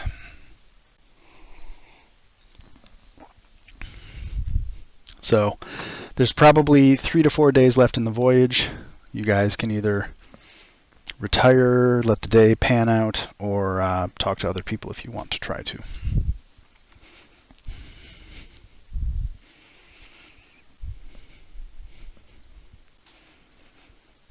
Thinking. I could cast magic and have a look and see if anyone's got magic items. Are you a druid or a rogue? Druid, technically. Okay. She You was a seem to want pirate, to steal things a lot. Oh yeah, I guess that's true. And it's not just for stealing. Yes. It's not just for stealing. Appropriating. For better use. No, it's just curious, because like if these gods have magical items, then we can just ask them about it and see if they have some sort of particular means or whatever through navigating the jungle. So you do pick up some minor sense. You can tell that there's something in those 2 cabins, the 2 nice cabins. Both cabins have magical stuff in them. So the cabin of Wakanga and the cabin of whoever the other mystery guest is, they both definitely have magic items in them. Those are the only magic items that you detect on the ship, except for also Iriel is literally a fucking magic item. So there you go. Yeah. The real magic was the friends we found along the way. Aww. Sorry. Couldn't help it. No. Shago's not magical. He worked for that shit. Hugh Hackensaw just seems to be a dwarf. And Farul is Farul. For what it's worth, the tokens in the hold, Shago's the black guy, Hugh Hackenstone is the dwarf, and Farul is the scruffy looking guy. Cool. So I guess Farul is usually somewhere here. Shago is usually above decks. Right now it's over the water. And Hugh Hackensaw is kind of variable, but he's not hard to miss. He'll be up decks too. Oh, sorry. Shago is up. There's 4 levels to this ship, huh? Well, the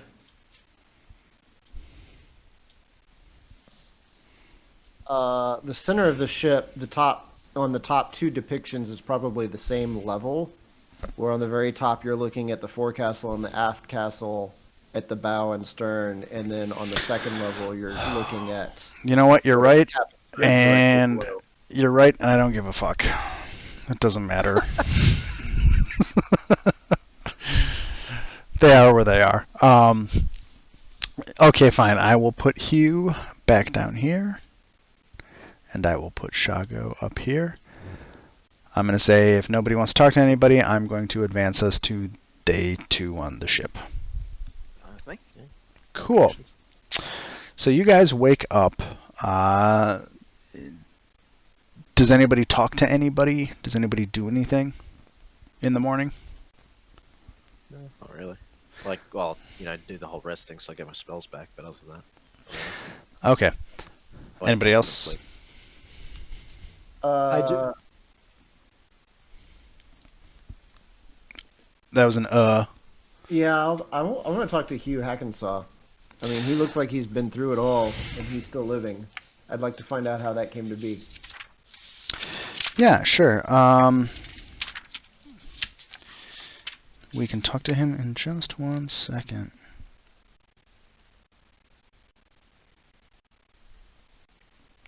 Okay, this accent may be the silliest one I do, so I apologize ahead of time if I break it. Send it. But if y'all want to talk to Hugh, talk to Hugh. He's just kind of like sitting on a barrel. He's got a mug of small beer that he's just Huh? Which one is he again? He's the weird He's fucking the scarred dwarf missing part of an arm. yeah. Yep. Yeah, I'll chill in on this conversation. Yeah, he's down there, and he's just kind of sitting there, sipping on his small beer, looking out over the waves, just kind of like 1,000-yard stare while sipping his beer. Which hand is he sipping it with? The right, because he doesn't have a left hand. The only one he's got. I may be drinking, but I'm not that drunk, motherfucker.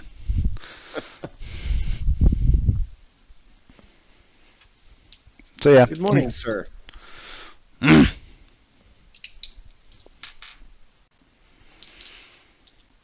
Good morning, you say? Yes, good morning. Well, good morning to you. I'm given to understand that you are one of the guides potentially for hire once we arrive in Jolt. He kind of blinks a few times and then looks back at you, kind of refocusing in on the situation. Oh, yeah. You an adventurer? Well, you might say that. Where are you looking to go? I am looking to go. Yeah, where? What are you looking to do? Oh, Are you just gonna fight him? Sounds like it. I don't rightly know exactly where I am destined. I'm given to understand it is somewhere deep in the jungle. Oh, yeah. A lot of stuff in the jungles of Jolt. I can take you places. Been to most of them. I believe you have. How is it that you've managed to survive? So, He kind of looks at the beer, puts it down, and he reaches to his side, where he has on his belt a selection of what you would call hatchets, mini hatchets, knives, and other sharp implements. And he kind of pats those, shakes his head, and then reaches back and pulls a dwarven battle axe off of his back and says, This is how you survive. And then he puts the axe back.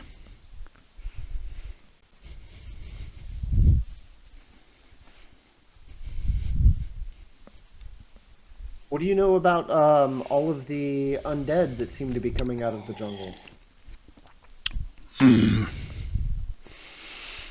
Well, they smell bad. Killed a bunch of them.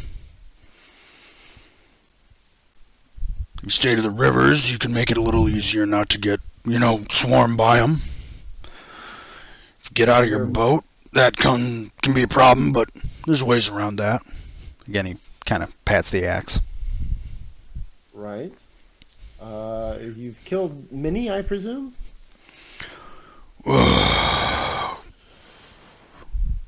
undead, terrafolk, grungs. Yeah, little things. Can't remember their names. Shitty, they stack in a pile.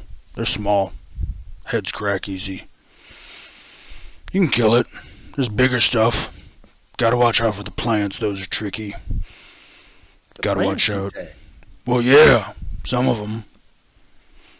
Pop that hallucinogenic pollen out at you. That's no good. Good to have a group with that stuff. Have your friends help you out. Good to know. So, you guys looking to go to a specific place down there, or you just kind of like, what? Happy to help you. I mean, you know, I'm a guide. I've been a lot of places. Trying to uncover a powerful artifact. Well, I know where some powerful shit is down in that jungle. Might be your artifact, might be something else, but I can help take you to some places that got some powerful foes and some powerful stuff behind them.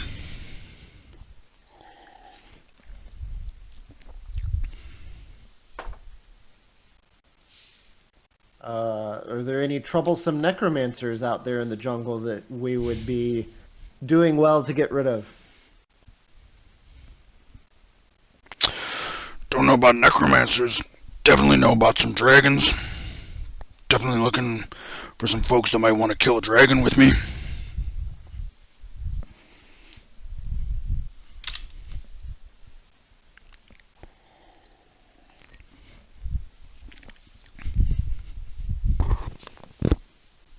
Well, you seem to know your business well. I'm glad to have met you, and perhaps we shall speak again. Okay. Well, let me know. And he just kind of sips the beer and looks back off into the distance. I like this dude. Does anybody want to roll anything on him after that conversation or during the conversation?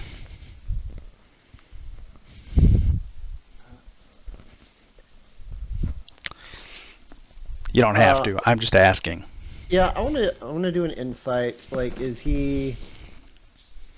Is that what you just bragging rolled? about his exploits, or is he like hiding whether he knows like more than he's letting on? Okay, so Sebastian, did you just roll that 7-9? Yes, I just did roll Okay, that 7. so for the I probably the 7, believe everything that he just said. like nothing seems false. For Sereth, Laokin, you're Sereth, right? Yep. Okay, so he's not telling everything, but he's not lying either, right? So like, he wants to go kill a dragon. He's been in the jungle for a while. It doesn't seem like he's lying about anything, but there may be more to pry. Yeah, a bit sus. Certainly seems fair. A guy who earns his living by his knowledge of the jungle probably doesn't just want to give all that information away. Yeah, but also if he's on a crusade to take out this dragon, then that could be a problem. So we're not ready.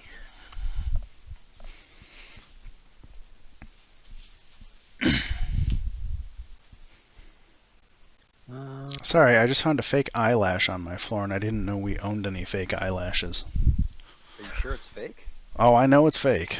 Looks like a stripper eyelash. I'm sure my fucking mother-in-law gave it to my fucking to my kids. Anyway, sorry. Yeah.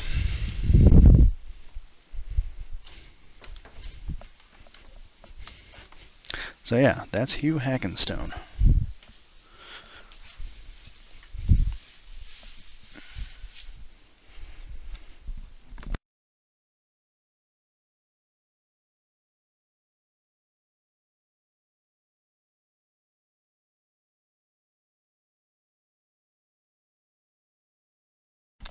We just lost Laokin, right?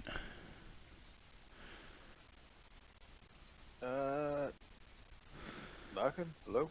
Yeah, I think you just said he was going to be back in a few minutes.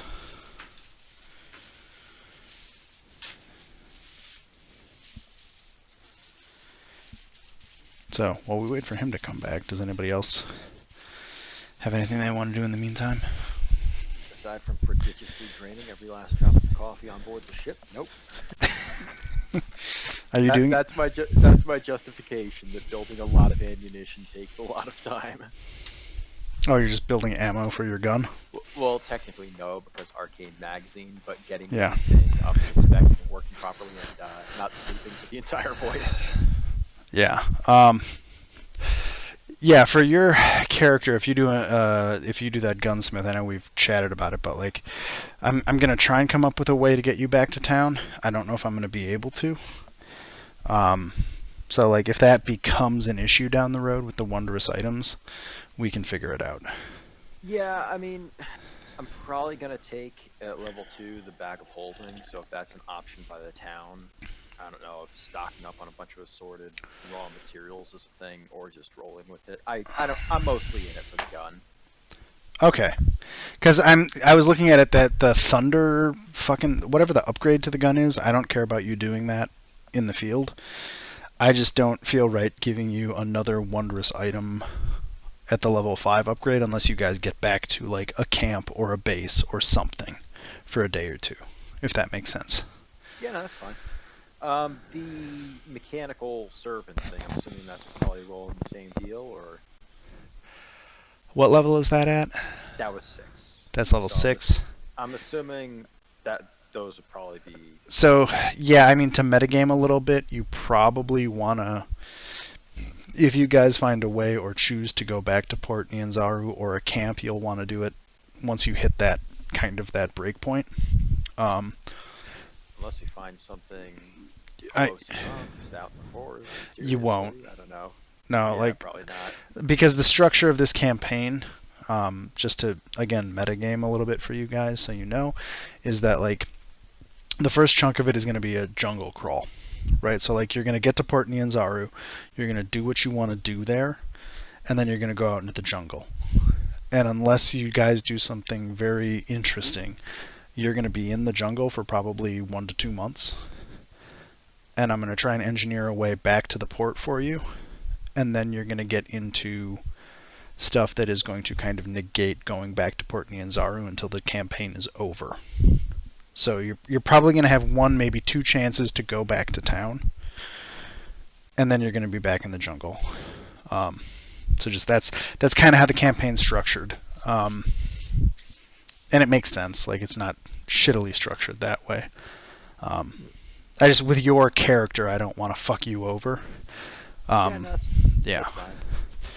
So, yeah, once we hit level 5, 6, we can maybe talk and figure something out. Because I have some ideas about how to make that happen.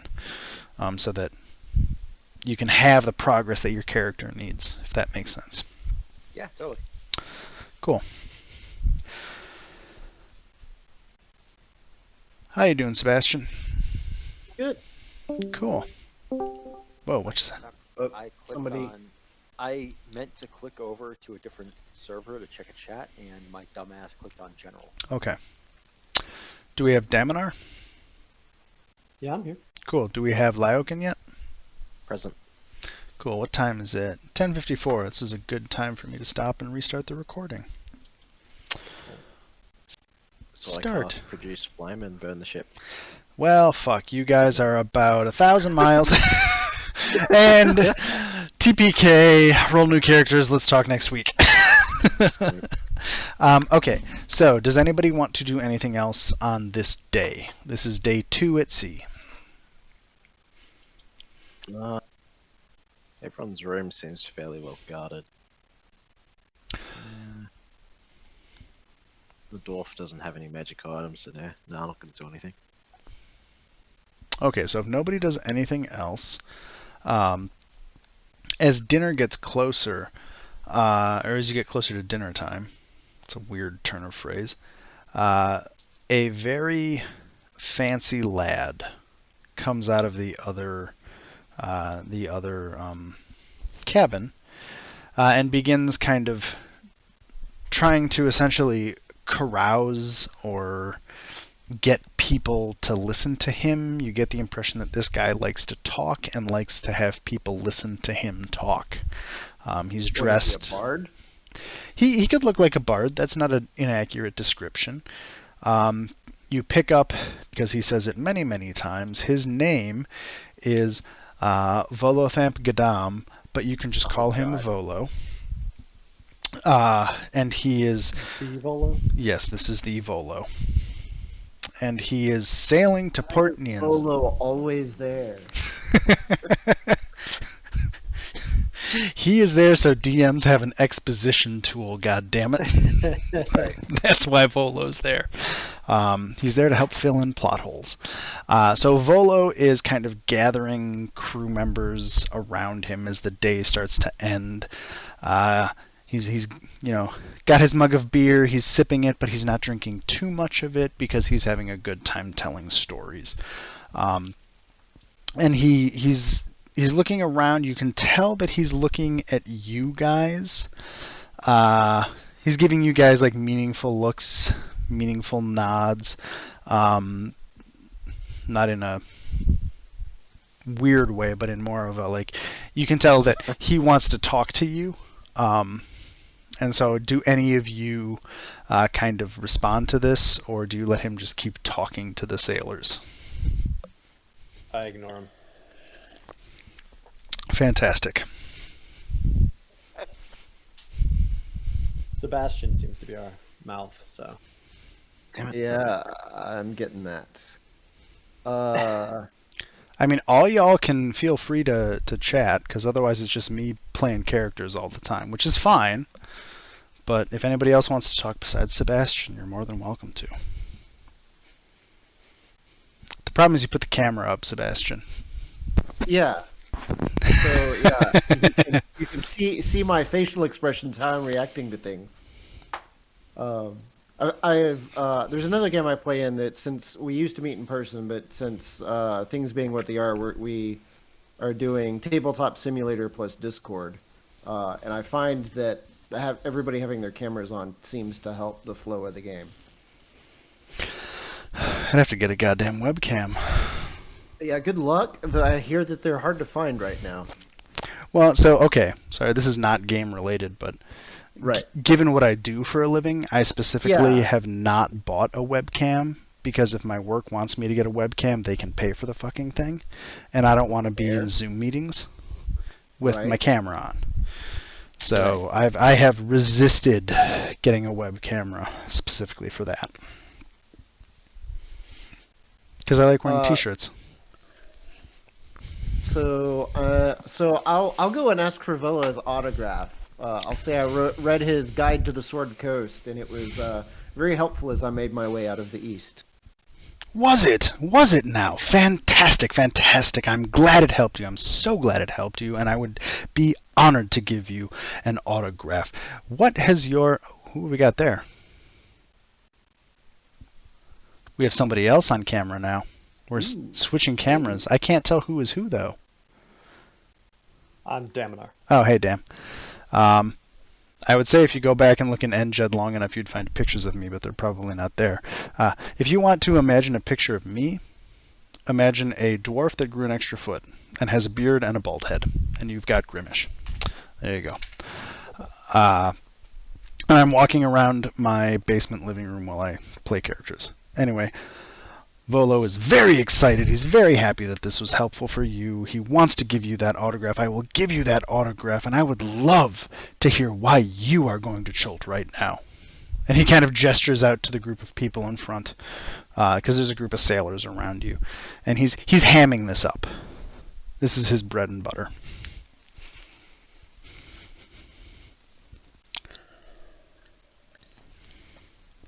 I am but a young adventurer looking to make my way in the world, and seems there's some strange things going on down there in the jungle, and I'd like to go check it out. So he claps his arm around your shoulder, kind of an open hug, and just gestures out to everybody and looks at you and kind of winks and says, "So, the jungle of Chult are you going to, huh? Have you heard of a grung before?" Can't say that I have. Ah, imagine, if you will, a frog, but a frog that walks like a man, 4 feet tall, and they come in every color of the rainbow. And do you know what those colors mean? What was your name? What was your name? Sebastian. Sebastian, do you know what the colors of these grungs means? Are they anything like slods? Shit, you're calling me out, aren't you, you motherfucker? I don't know that my character even knows what a slot is. And he pauses for half a beat and then says, not exactly like a slod, but it is a caste system. And the different colors tell you how high in the hierarchy those grungs are and how hard they are if you happen to find yourself in combat with them. It seems like it would be a good thing to know. It would, wouldn't it? And you would all know this and more if you had a copy of Volo's Guide to Monsters. And let me tell you, I have an entire chest full of them, and we get to Port Nyanzaru. I am more than happy to autograph a copy for each of you. You can buy one for yourself and sell the autographed copy. It'll pay for both of them and more. And then he kind of lets you go. Do you have anything else you want to say to Volo? I appreciate No. that. How much is he selling one? these things for? Oh, shit. I have to look that up. I appreciate that. I have to look up how much he's selling this for. I'm sorry, because I want to tell you the real price. It says $49.95. Yeah, $49.95 unless you order it from treeborn.com, in which case the fucking serpent will deliver it for a fraction of the cost. I thought I had a copy, but I'm not finding it. Oh, of course the index for this book is not actually in the back of the book. That's lovely. No, that would be too helpful. Oh, is there no index for this book? I want to say it's 50 gold pieces. I think he's trying to get 50 gold pieces for these. What a ripoff. Right? So 50 gold pieces a person and you can have one. So you can also tell... so Volo, are you going to walk away from him while he continues his show? Yeah. As soon as he tried to sell me stuff, I started... He didn't try to sell it to you. He's trying to sell it to the sailors. So he's using me as a prop to sell it to other people. Yes, Okay, fine. that I'll is let him what play he's the doing. game. And so he's, if you stay by him, then he's going to launch into the next thing. So are you going to stay by him for now? Yeah, sure. Does anybody want to do any sort of wisdom or insight check on what Volo is saying right now? Yep.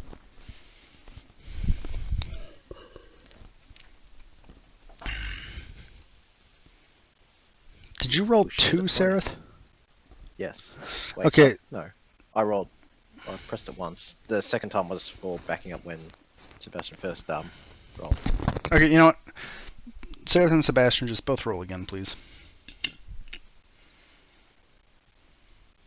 Okay, so Sebastian gets a 12.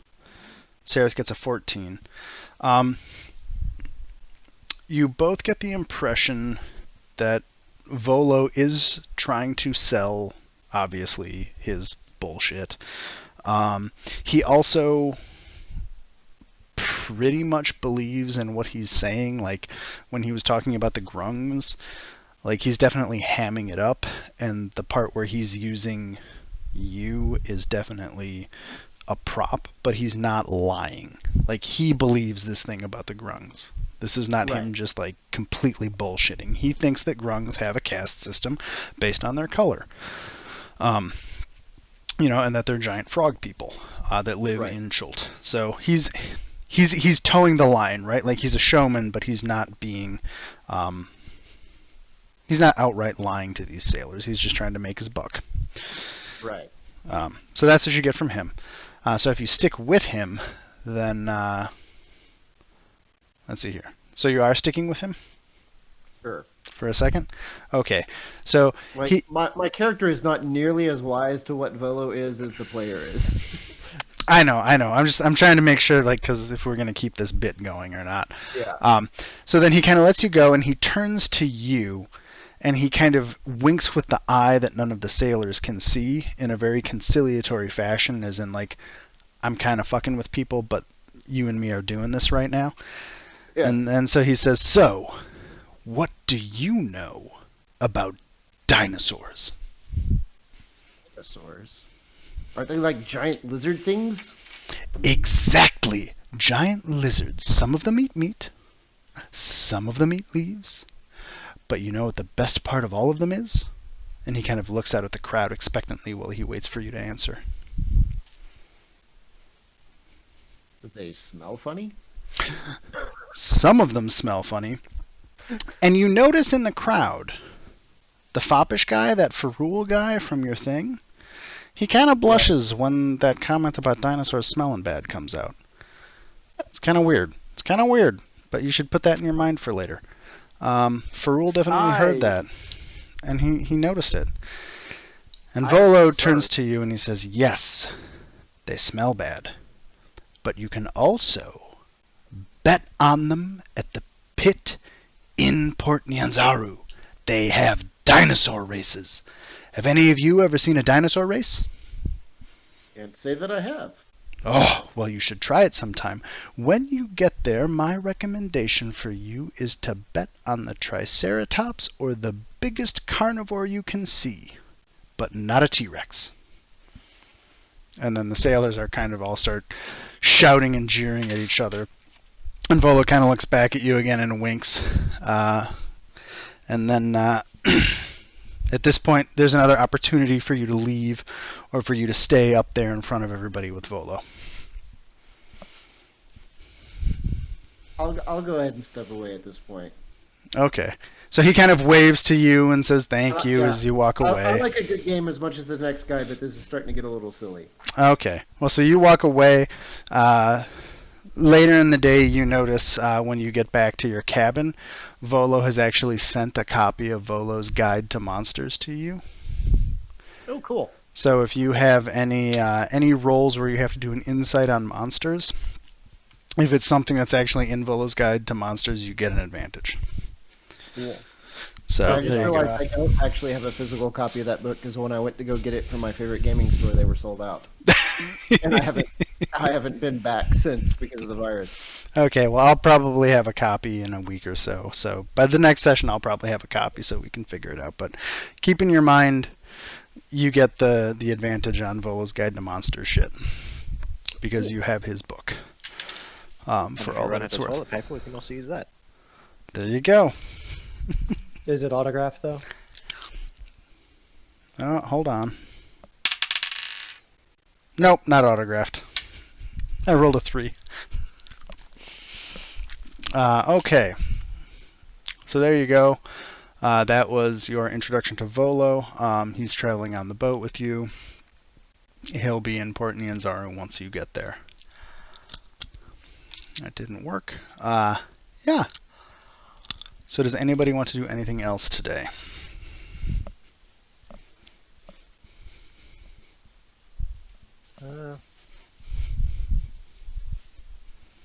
Wait, so he's still in the main room, like talking to the sailors, right?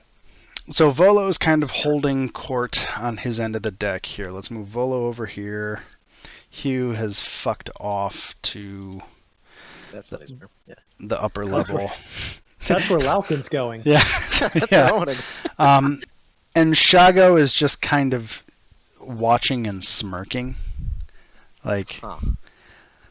and yeah, Shago's just kind of watching this whole scenario from the back, just kind of like, this is funny, smirking at everything. That's what Shago's doing.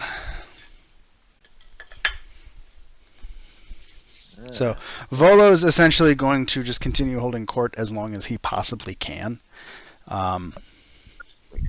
And if you guys don't do anything else, the day will end with everybody kind of clearing out of the deck. Dinner will be had and people will go to bed, besides, the sailors doing fucking sailor shit. What's in Volo's cabin? Aside from the chest full of like 50 Volo's Guides to Monsters? There is indeed a chest that you assume is full of many, many copies of Volo's Guide to Monsters. There's his... I know there was magic items in there. Well, there were magic items in the room where Volo was. Yeah, they could just be on him. Yeah, so other things you find in his cabin, there's a variety of nice blouses. There's essentially a wardrobe, right? Like he's got a chest that is a traveling wardrobe of nice-looking shit. You can see there is another chest that is actually kind of sort of legit adventurer's gear, but like not as much as you would expect from this guy who's claiming to be a world-renowned resource on monsters. And then his journal is on the the desk. There's a desk in there. It's on the desk. Journals, eh? Mhm. Oh, I have a look at that. I'll probably swipe it actually. Fuck it. You're gonna swipe his journal? Actually, shit. Nah, I'll just have a look at it. You look at the beginning or the end? Most recent. So the most recent is pretty much, I'm paraphrasing here, but it's Volo essentially writing out his plan about how he's going to woo these sailors and use them as his marketing force to capture all the rubes of the land of Cholt. He has some comments in there about how he's talked to a couple different adventurers who have come back from Cholt. So he's pretty sure he's got a good idea, and that he's confident that, like, the little part of his book that's actually about Cholt isn't going to be complete bullshit.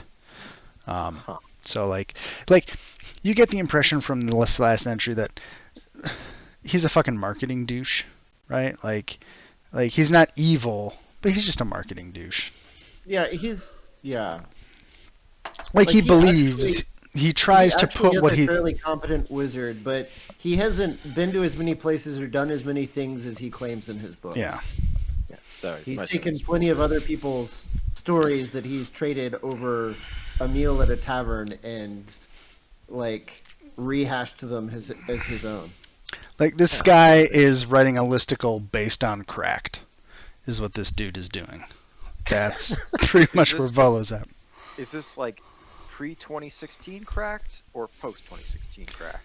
Pre-2016 Cracked. Pre-2016. Okay, at least It's- so there's at yeah. least there's something to read. It's not bullshit. Yeah. It's not complete bullshit, but you have to take it with a grain of salt, right? Like, Volo's right some of the time. and, Cool. Yeah, broken clock's still right twice a day, so. A little better than that. A little better than that. He's probably even right most of the time. He's just not as like brave and brilliant as he would have you believe. So he doesn't actually do this shit himself. He just copies other people's stories. And, yeah. Most of the time. Most of the time. Claims they're his own. Yeah. So there's nothing really valuable in his room as such, like there's clothes and stuff, I guess.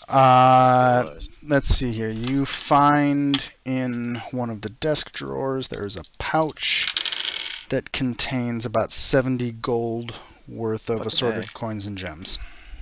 Done. You Taking mean that. 30 gold? What? Oh, you're taking the whole thing? Hmm. No, yeah, I we wanna should leave some, see- so it's not like super. Fucking Put some obvious copper that- coins back in. Yeah. just leave him with Electrum. I mean, Electrum, yes. yeah, leave 'em with the Electrum. cheapest fucking current. I don't know what all the currencies are, but like Electrum is the the cheapest cheapest. one. It's totally useless. Guess what? I'm mostly going to talk in gold points because I don't really give a fuck about 5 different levels of currency. Yeah, that's all. I kind of got confused. Like, wait, If it's less than a gold, you can pretty If it's much less have than a it. gold, you might as well treat it as free. Yeah, I don't want to. We're gonna have record keeping for traveling. I don't want to deal with record keeping for fucking copper points, right? Like, bullshit. Which is why my gunslinger in a Pathfinder game has about 500 sticks of chalk on her person. Yeah. okay, so Okay. basically I just swap out all of his. I just take out all the valuable shit out of there and replace it with like very cheap currency, I guess. Awesome. Copper pieces. Okay, so the day, I'm gonna say that at this point the day ends after you How much fucking. gold do I get out of that? Well, there was Sorry. 70 total. Figure out how much are you gonna okay. take. Oh no, I guess 50.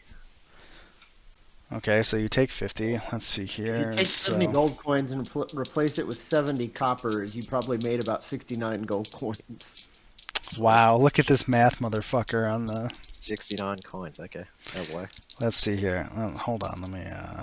Just leave the 20 gold coins at the top. Well, okay.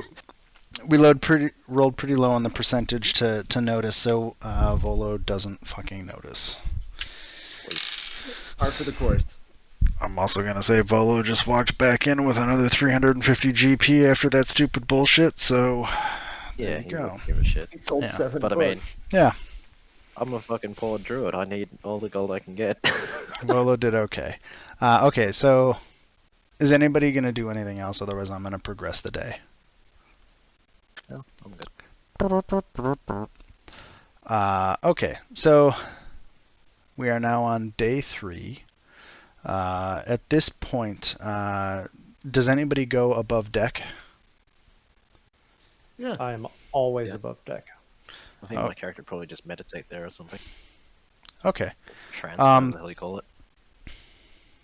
so I'm just going to move Hugh Hackingstone away for now, so he's not on the board, and I'm going to move Volo away because they're just not on the deck. So at this point, if you guys are all up on the deck, Shago comes up. Shago is about 6.5 feet tall, probably 220 pounds. This guy is big. You know he is the son of the merchant princess who is in charge of jewels and other such items. He just kind of walks up to all of you guys smiling, and he just says, "Hey, I am Shago. How are all of you?" I walk Doing up to his well. waist, say greetings. I'm 4'11", 115 pounds. Don't eat me. Very well met. I am curious. You have spoken to many of the people on this ship, and you seem more intelligent than most. Why are you coming to Chult? Who's he addressing? All, All of us? all of you. You're all around Okay. him. So he's just talking to all of you because he knows you're together. It's obvious at this point, right? Like, you guys have half the fucking ship rented out. There seems to be a disease going around, and we seek to get to the bottom of it. There is. What are you doing to fight it? Anything I can. Fantastic. If I told you I could take you to the best group of people who could fight this disease, would you be willing to join me? Perhaps. How do we know that you are in fact able to take us to the best people to fight the disease? Well, I don't want to be too proud, but aside from being a member of the Flaming Fist, I am also the son of Janti, the most honorable merchant princess of Port Nyanzaru. And so I can tell you that I am willing to help introduce you to the Flaming Fist and help the Flaming Fist and you find the cause of this undead menace, and then we shall go in the name of my mother and conquer this problem. What exactly is the Flaming Fist? Ah, Mercenary group. huh? I think they're a mercenary group. I think. What am I'm I a doing? little backwoodsy. I don't know these things. I can answer out of character, but my character doesn't know Oh, much about yep. them. No, I can answer. Sorry, I couldn't quite Yeah. hear you, Lyokin. I'm also trying to kind of do an African accent without being horrible. I don't know if I'm succeeding or not. That's alright. That's fine. Whatever. So Only Shago. Condon to me. Whatever. It's not like I'm recording this or anything. Why are you running? Why are you running? Okay. I just want to fucking get Trevor Noah to do this. That would be perfect. No, okay. I'm sorry. I'm going to give up on the accent because it's going to make me feel uncomfortable if I keep doing No, it. it was good. Keep going. Nah, I got to stop. Immersion. Yeah. Immersion. So Shago coming back in character. The Burning Fist is from Baldur's Gate, and we are trying to stamp out the undead here in Chult. And I know that there are many people in Chult who think that they can do this, but the Burning Fist is the strongest force that has come here in my lifetime.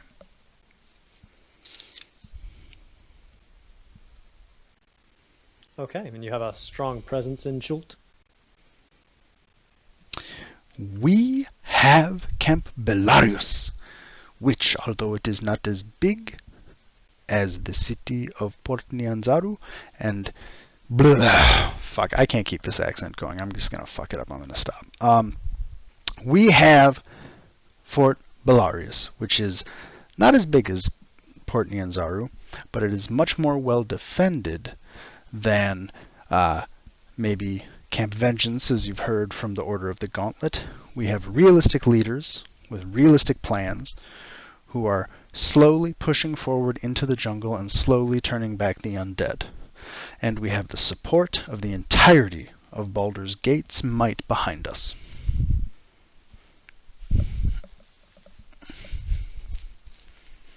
Okay, and that is in the northeast of Port Nyanzaru.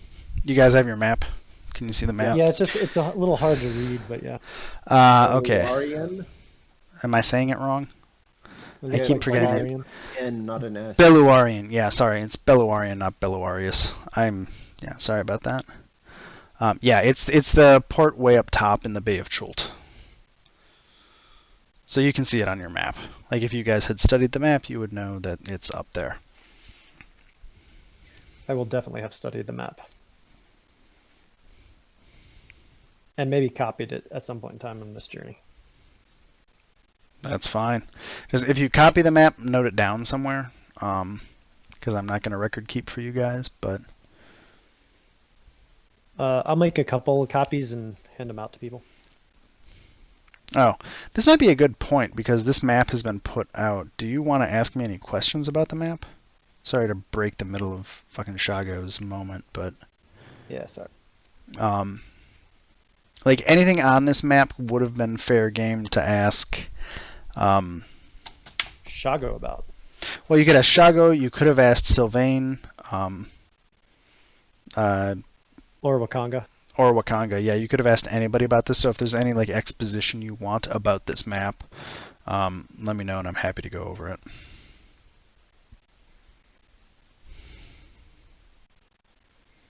Does the zoom work well for you guys, or is it? I don't really have a zoom on it, I don't think.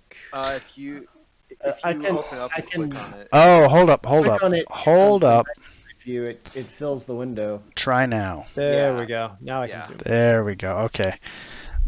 Have a moment. I'm going to grab a drink and then I can answer lots of questions about this map if you guys have any. Just like out of character knowledge about the Flaming Fist, they are one of the largest mercenary companies. They have a long-term contract to serve as basically the city guard for the lower city in Baldur's Gate. So like Baldur's Gate has its like a very small like actual city guard that guards the upper city, which is where all the nobles live, and they let the mercenaries act as like the guards for all the lower city, where all the more common folk are. So the question is, what the hell are they doing in Chult? Well, I mean, they are a large mercenary company. They do other things besides that. But that's like, when they don't have any other contracts, they're like all hanging out around Baldur's Gate because they have that long-term contract. And it's kind of like they've started using it as like their headquarters base of operations for planning other expeditions and stuff.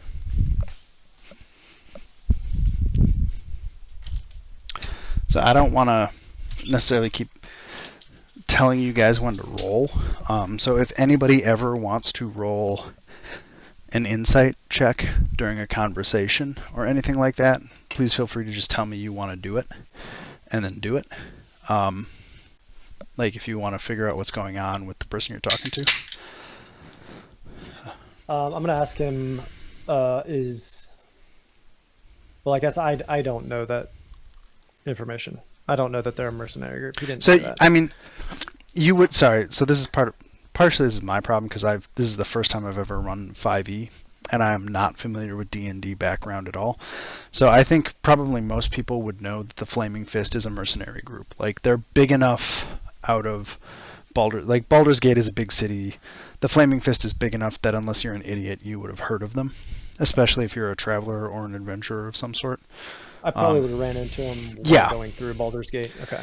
Yeah. I'm going to ask if they're under contract, or are you guys under contract, or is there a specific reason why you're looking to stamp out this plague? So, there are. This is a fair question to ask. Sorry, I'm speaking as Shago. I'm just not trying to keep doing an African accent because it makes me feel weird. This is a good question to ask. Obviously, why would they be here? There's two reasons they're here. One is after the Omnians left, there was a bit of a power vacuum, and so the Flaming Fist has kind of come in to fill part of that. However, we have a pretty good relationship, or the Flaming Fist has a very good relationship with the princes in Port Nyanzaru right now. And so it's kind of we're scratching each other's backs, right? Like there's a problem with the undead. There's potential to make money as we push the undead back, so everybody's winning. So there's no contract that I know of. But I think, and I really believe that this is the best chance for our city and our people to use the might of the Flaming Fist to help solve a problem that benefits everybody. And how long have you been occupying Port Nyanzaru? They don't know. We don't occupy Port Nyanzaru. We have Fort Biluarian, right? So we have a fort. Yes. We have sovereignty within our area. We do ask that explorers register with us and pay a nominal fee so that we can provide them protection when they're out in the wilds. But beyond that, there's no occupation of Chult. We have no plans to take it over. I mean, the Flaming Fist is a mercenary band. We're simply trying to push back the undead and make some money along the way. There's no occupation happening here. How many men do you have stationed at Fort Biluarian? There's about 70 all told. And forgive my diction, I am not used to common tongue necessarily. Sorry, I didn't hear the first part of that. Forgive my diction. Oh, forgive your diction. Was there a question before you said forgive my diction? No, I was just responding to his offense at my use of occupation. Oh, okay. Sorry. No, none taken. I understand that with the history of Omnia, or the Omnians, and the current situation with even my mother working with the port, I think there's a path through all of this where we all come out of it stronger, better, and richer, right? I think everybody benefits from this relationship. And what do you know about the Death Plague? Oh, the Death Plague. It's not good. I know we've seen a very large increase in the threat from the undead, especially southeast of the port. It's been pretty bad. And so, I can't tell you too much about the Death Plague, but I do know that pushing further south, figuring out if our undead problem has anything to do with this Death Plague would be important to solve. Shago doesn't really know anything about the Death Plague. Like, straight up, he doesn't know. He's kind of focused on the relationship between this mercenary group and his mother's kind of portion of ruling the city. How long has it been since you've been to Chult? Like, when were you last there? Oh, 2 weeks ago. I was simply sailing up to Baldur's Gate to conduct a little bit of business on my mother's behalf and to speak with some members of the Flaming Fist that I've been corresponding with up until recently. So any word from some of the southern cities like Port Castigliar and Mesro? Oh, okay. Yes.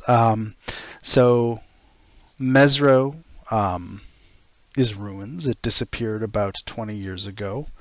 Or at least we stopped hearing from Port Mesro about 20 years ago. That was shortly before I was born. And the Flaming Fist actually conducted an investigation of Mesro, and there is no one there. It is simply ruins. And Port Castigliar, similarly, it is called Port Castigliar, but has not been a port since the Spell Plague, some 100 years ago. So those are both, unfortunately, those are both, you may have heard of them, but there's nothing there. Interesting. I actually feel like Sarah should know that since she is both over 100 years old and has been a pirate for some time. So she would probably know about the ports. Sareth, okay, so out of metagame, blah, blah, blah. Sareth would know that there are pirates from Chult. And that's about as much as she knows. The Chultan piracy group has been pretty insular. Because it's hard to get there, it's far away, and Chult is constantly surrounded by mists and marine layers, so it's very hard to navigate. Shipping area. No, and also, Port Nyanzaru has been locked down for the last 100 years. There is a port master there that you would have heard of. He's a half dragon, and that dude has that port locked fucking down. Okay. So no group of level 1 pirates are gonna fuck with that. Okay, gotcha. No, not at all.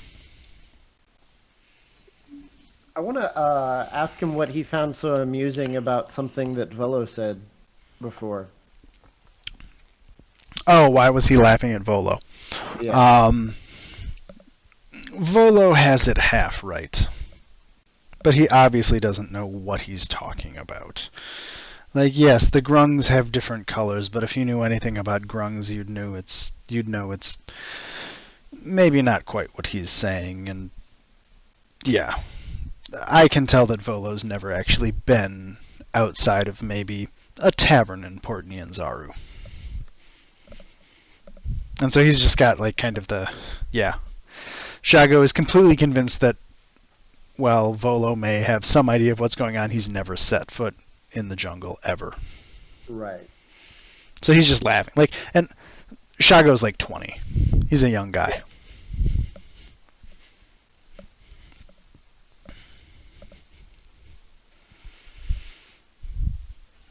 So, if you would be interested in a guide into the jungle, it seems that you are on some sort of mission. I'd be more than happy to act as your guide. I'd be more than happy to introduce you to the Flaming Fist in Fort Bellurian. I'm sure you could find work there. If you want to go somewhere else, I'm sure we could set something up. I'd highly recommend that you look at getting an adventurer's charter through the Flaming Fist. It might save you some hardship once you start venturing into the jungle. But if you want to know more, once we dock, I'll be in town for a few days. He's staying at the more raucous inn. Actually, he's not. I'm sorry, that's wrong. He's staying with his mom. His mom's the merchant prince. I'll be staying with my mother, Princess Janti. But if you come to our villa, or if you come to the Golden Palace and let them know that I spoke to you on the Peregrine, I'm more than happy to, kind of arrange whatever arrangement we want after that. Well, I think we might want to do our best to keep Mr. Pettibone alive. He seems to be intent on killing himself. You talking to the party, or are you talking to Shago? Shago, yeah. Shago just snorts. Mr. Pettibone is going to have to figure out what he wants to do with his life. It is I obvious. think he knows what he wants to do with his life. I just don't know whether he's going to be successful. Okay, well, you can tell that Shago doesn't give a fuck about Pettibone. He just doesn't care. Some of us are humanitarians, as long as they're not dwarves. I mean, speak for yourself. My character's still evil. Okay. I mean, you're Australian. What do we expect? Long line of prisoners. Yep. So I mean, it's better than being British, but like, it You looks guys are basically British as well, keep in mind. Just like Shago British. is about to walk away. And then from the crow's nest, you hear a shout from up above. And somebody, whoever the sailor is in the crow nest, ship coming, hard to port. And you see a much faster vessel is approaching from the port, which is the right side of the ship, if you don't know, I think. Is that port or is that left? I don't know. Starboard. Sure. Starboard is left, port is right. Fuck, whatever. It's approaching from a direction that is a ship. I don't care. Anyway, a ship is approaching.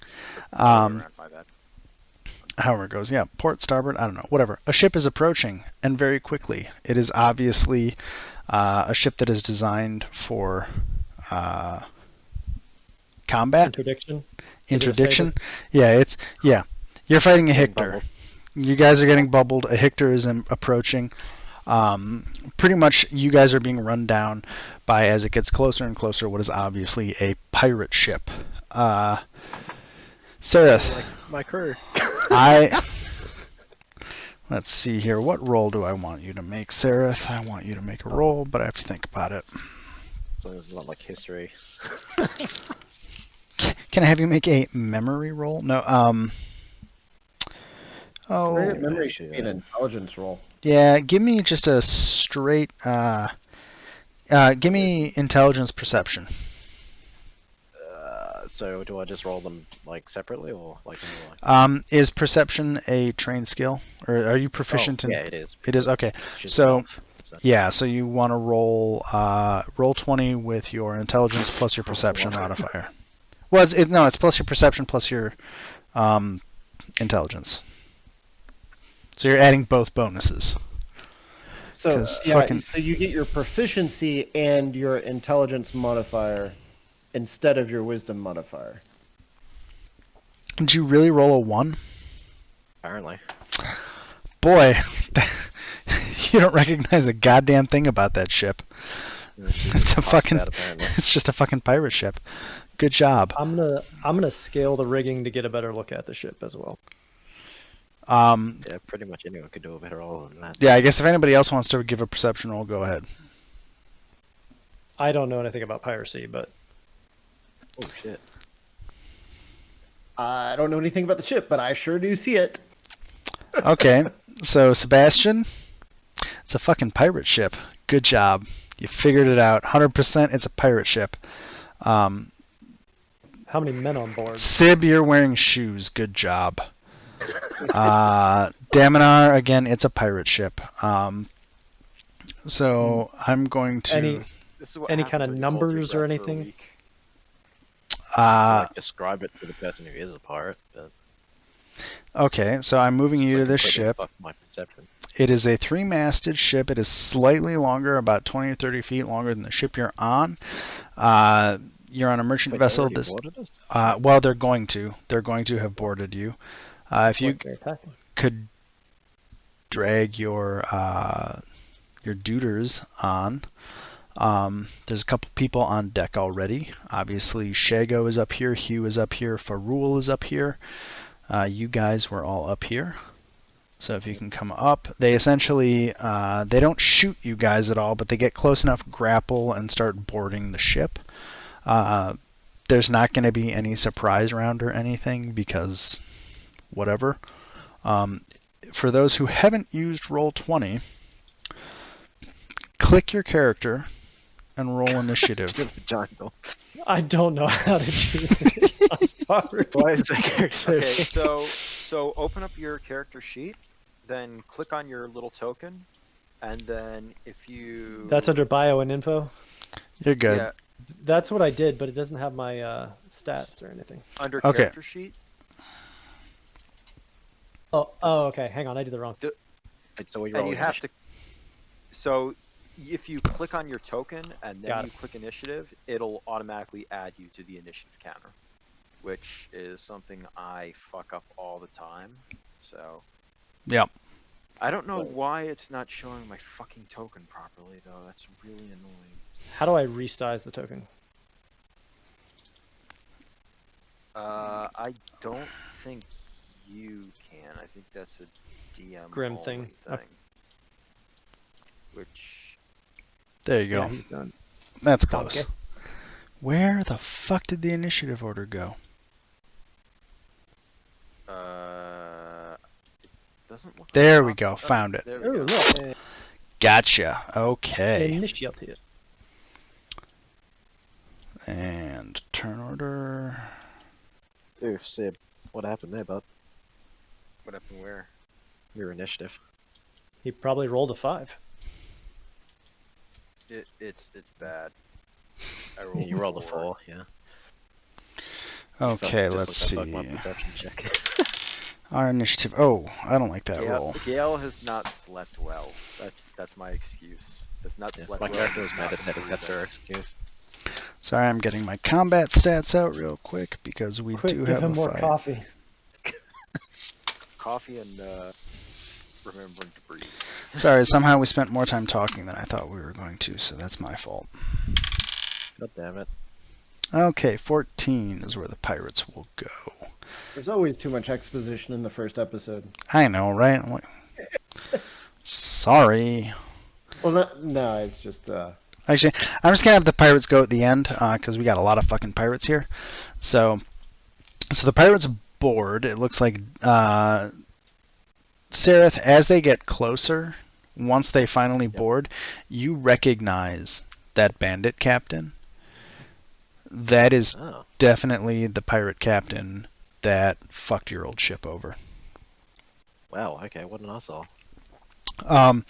Shago, the captain's the one with the red and black headband. yes, he's the one up by the helm. This is the part where Armory's guy, Kool-Aid. Yeah, this is where Kool-Aid Man is supposed to come in. And Wait, Arm, are you here? he just showed up. Fucking Perfect yes! I love it. This Literally is right as the perfect. combat encounter happens. This is amazing. Arm, have you ever First- used Roll20 before? I have never even played D&D, but I know way more about the lore than I have any right to. Okay, your name in game is Murakana. Yes, I saw that and I'm so happy. And your avatar is fucking Schwarzenegger. Nice. Okay, so here's what you need to do, Arm. Just so you know, there's if you look at the right side of the screen, 3 spaces and there's a thing that says Roll20 logged journal. Are you in Roll20? I've signed in earlier, but I was at work, so I am logging in now at home. Okay.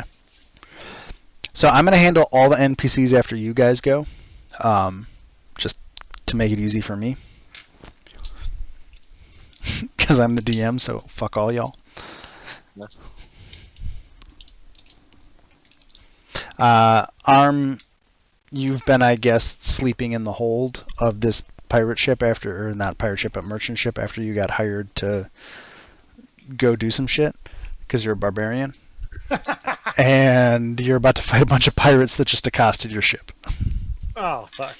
If you really care, there's going to be about 2.5 hours of exposition that I've recorded that I'm going to try and post before next week. And you can listen to all of that. Oh, you better believe I'm going to. Yeah. Question. Do I notice the barbarian bursting out of the deck? Sure, everybody notices. And you all suddenly remember that there was a barbarian this whole time who has never spoken. He's a human barbarian. He's big. He's a heavy sleeper. Yeah. The fact that my token has not been working this entire game is actually tilting me. This is Where did your token go? I saw it like... the pink dot one. Yeah, it's still there, I see it. Can you just put your hit points in the green and your AC in the blue when you click on it?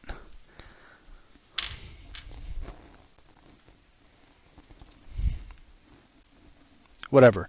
Okay, so there's a barbarian here. You guys are being boarded by pirates. Daminar, whatever spot you want to start on, and it's your turn. I am going to do like, a little pole vault from the rigging. Not a pole vault. I do have a pole. So yeah. Are you going to make me make your first action acrobatics check? If you want. That's what I'm trying to do.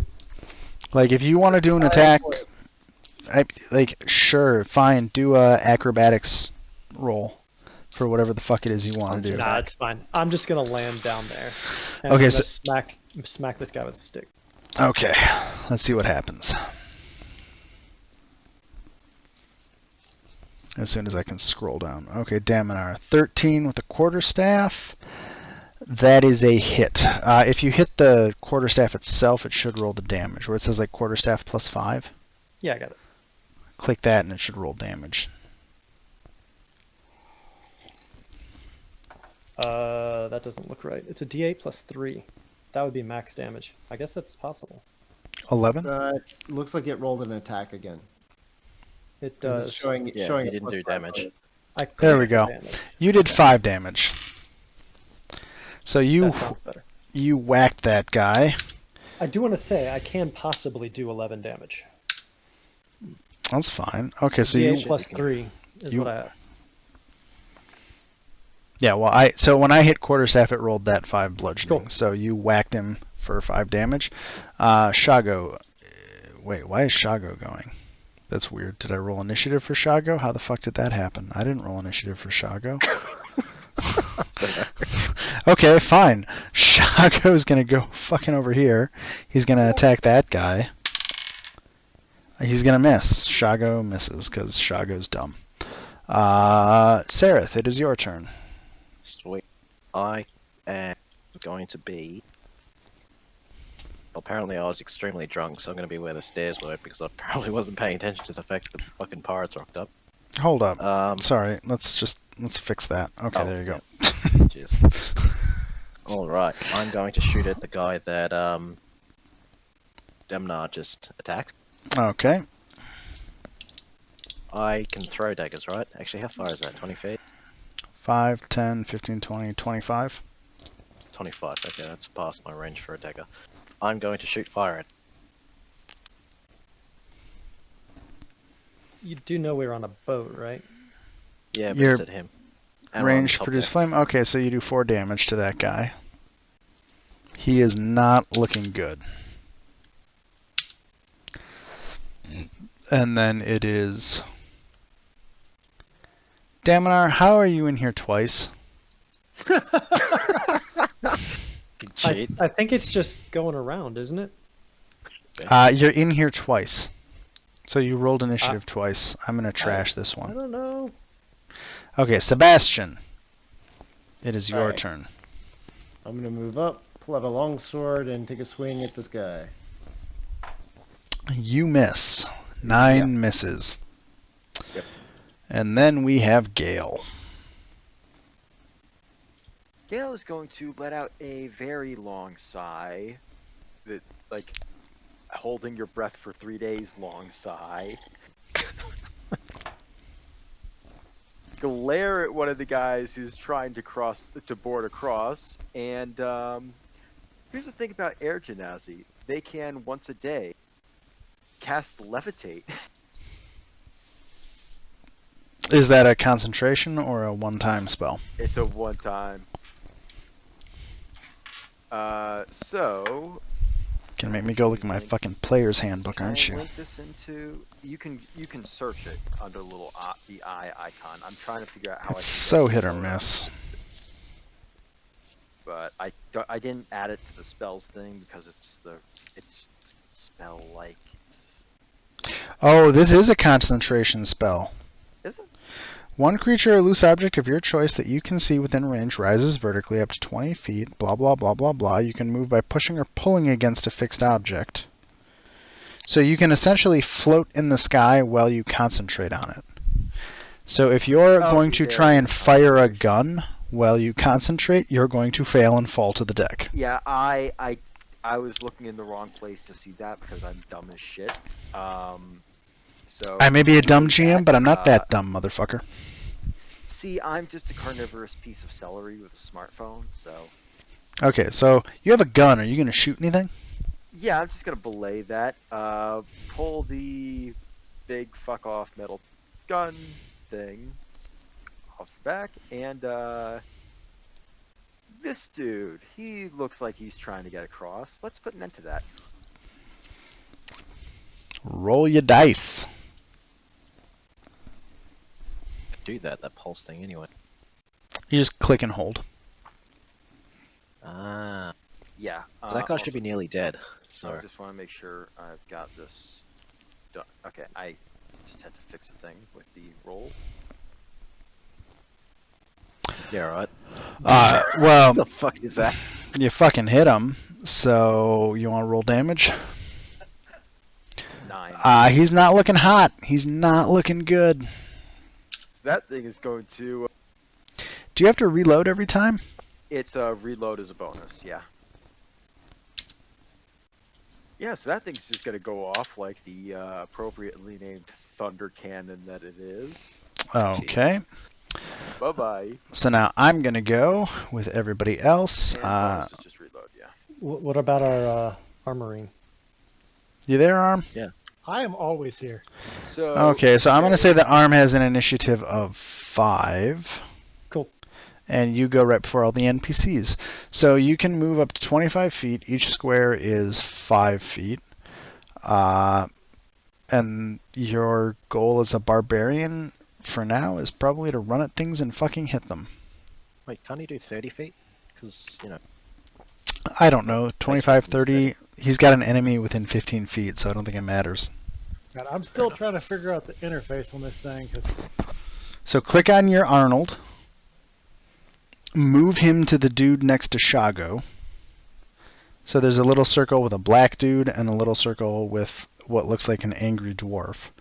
Just move there. Just like click on your Arnold. And yeah, there you go.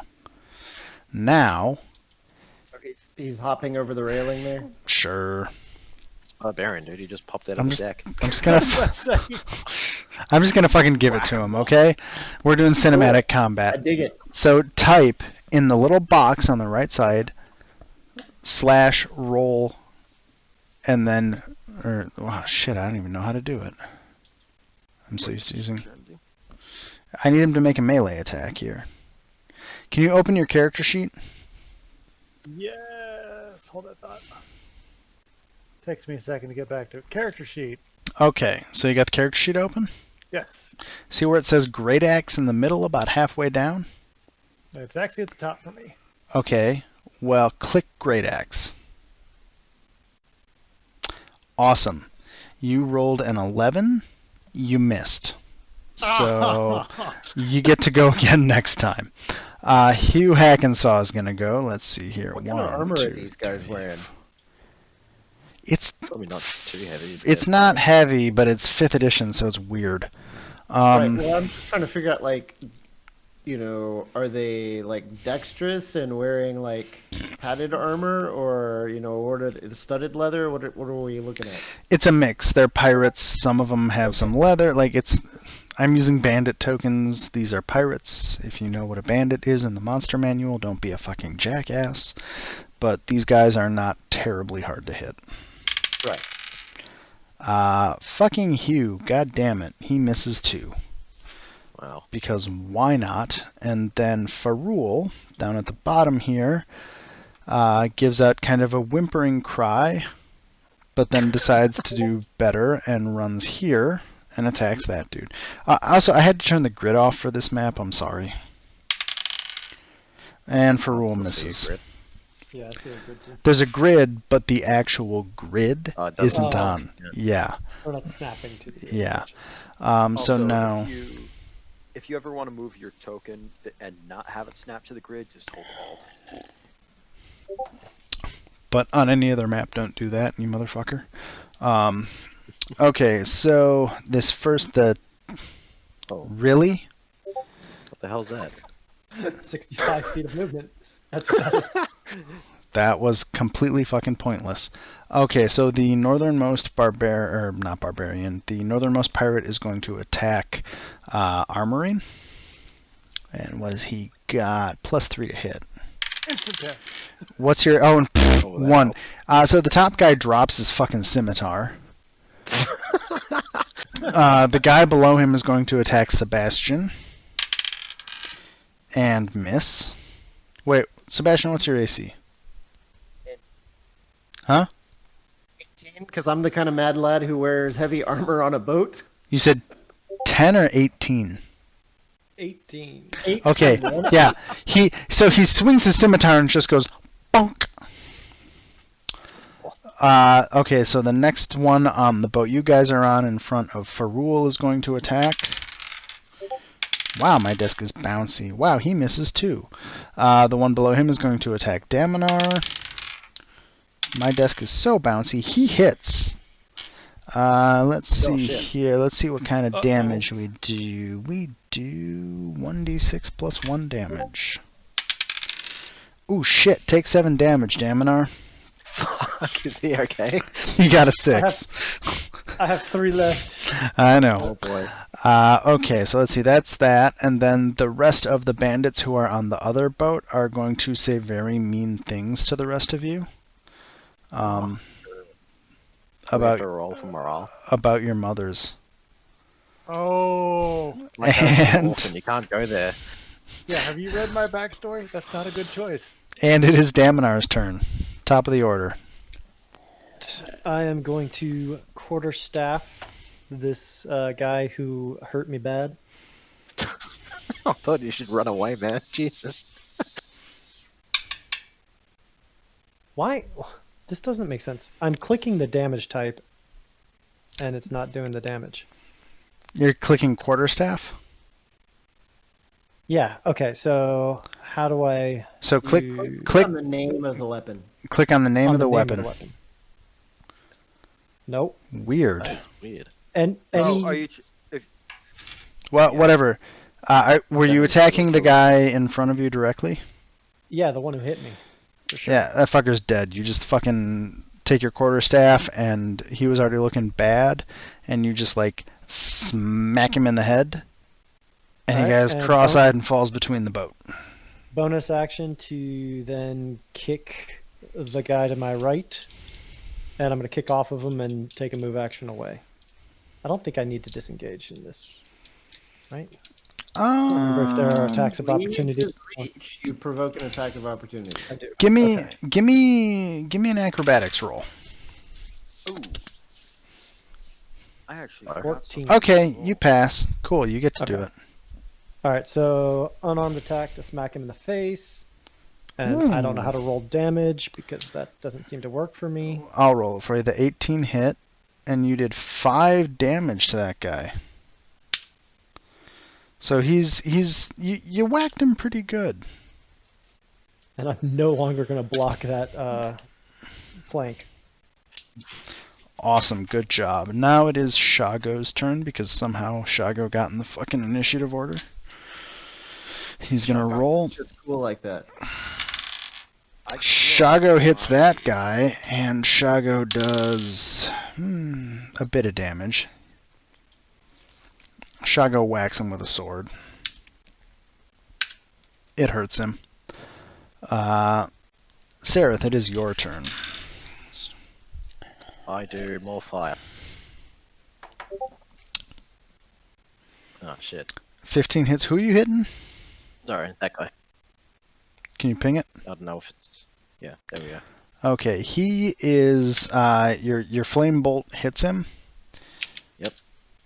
And he's looking bad. Like if he had a choice, he would not be on this ship anymore. Too bad for him.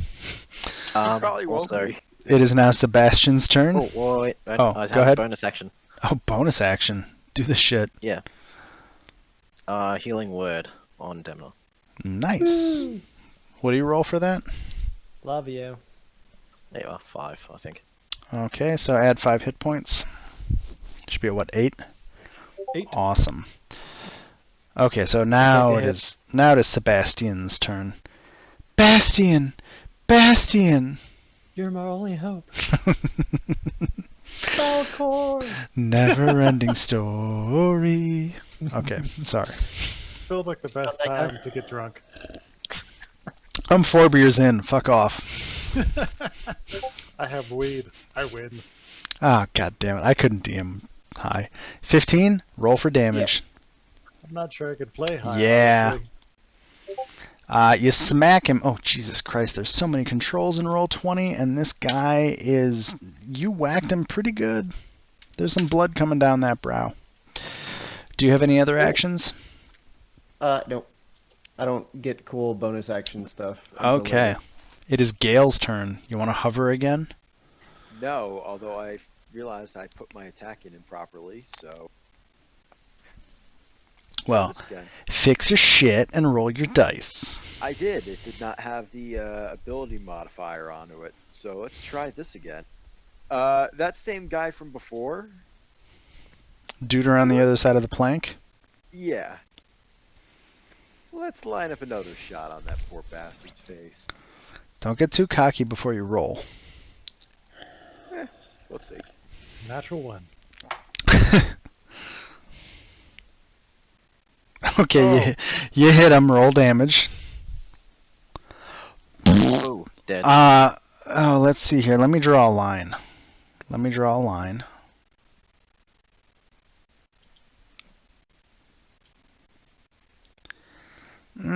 Okay. So unfortunately, no gratuitous overkill gibbing, but yeah, you fucking pew off the boat. He's dead. He's gone. Love it. You fucking killed him. Wait, shit, his gear went off too. God damn it. Well, sad day for you. Okay, so now it is Hugh's turn. Hugh is going to attack the fucker that dropped his sword next to Arm. Wait, Arm, it's your turn. I'm sorry. Yes. I was about to say, would you look at the The Kant? chat? Look at the chat in general. No, I don't have time to look at chat right now, motherfucker. I need to know if yeet is right for me. Can I yeet someone off the boat? Can you yeet someone off the boat? Can I just throw them over the railing? If you want to yeet the guy in front of you off the boat, I'm going to need you to make a... Are you raging? I'll rage. Let's rage. I was How do like, I rage? "Rage." Okay, take rage. So you're going to rage. And then I want you to make a strength athletics check. So roll a d20. Okay, go to your character sheet. And where it says athletics, click on that. Alright, a second. Athletics. There it is. A 24 will fucking do it. So the guy directly in front of you, you yeet in between the boat. You bounce him off of that that outrigger boat right there, that little lifeboat, and he falls down between the boat. He's gone. You yeeted that fucker out. Good job. You have So happy. Anybody who attacks you has advantage for the next turn. You get a thumbs up from Gale. Okay, so it is Shago's turn. Shago's gonna laugh at the dwarf, walk forward, and try to attack this other fucker. He misses because he's a dumbass. Jesus. The guy in front of you, next to the guy who got yeeted, is like, fuck you, barbarian. He's gonna try to attack you, and he has advantage. What's your AC, Arm? Let me open up my character. Like sheet. 12. Not high. Ah, shit. I can't get my... There it goes. Okay. My AC... Where the fuck is that? AC armor class is 9. Yeah, you got fucking hit. And you get hit Ow. for 5 damage. Ow. Then the bandit in front of Ferrul is going to attack him. And he draws a natural 1. He drops his fucking sword in between the two boats. Decides that discretion is the better part of valor. Runs away. Ferrul takes an attack of opportunity. Misses. And the bandit runs back over here. So there's a scimitar on the deck right there. Ferrul's fucking incompetent. The bandit's incompetent. Whatever. This bandit's going to pop over right here and attack Sebastian. What's your AC, Sebastian? 1-8. I fucking Goodbye. misses. This bandit's going to come over and attack Ferrul. He fucking misses. And as that is all happening... One second. A couple more bandits pop out from the ship as the captain yells at them to fucking advance. Pirates. Yep. Bandits, pirates, I'm sorry. Whatever. This guy... Bad. Whatever. I didn't know how many pirates I was going to need, okay? I didn't want to like fucking splat you guys, It's all good. so I was conservative with my initial number. So this guy gets ready. This guy runs over here. This guy swings on a rope, and so does this guy. Oh shit. And this guy's scared.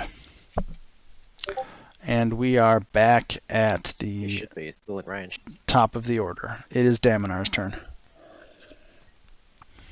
Porta. Alright, I'm going to smack him with the quarterstaff. That'll, what the fuck is going on? No, the first one I was trying to do something. I was testing. The 1017 was bad? That was a while ago. Okay, the 17 hits, roll damage. I can't. If you Apparently. click on quarterstaff, what happens?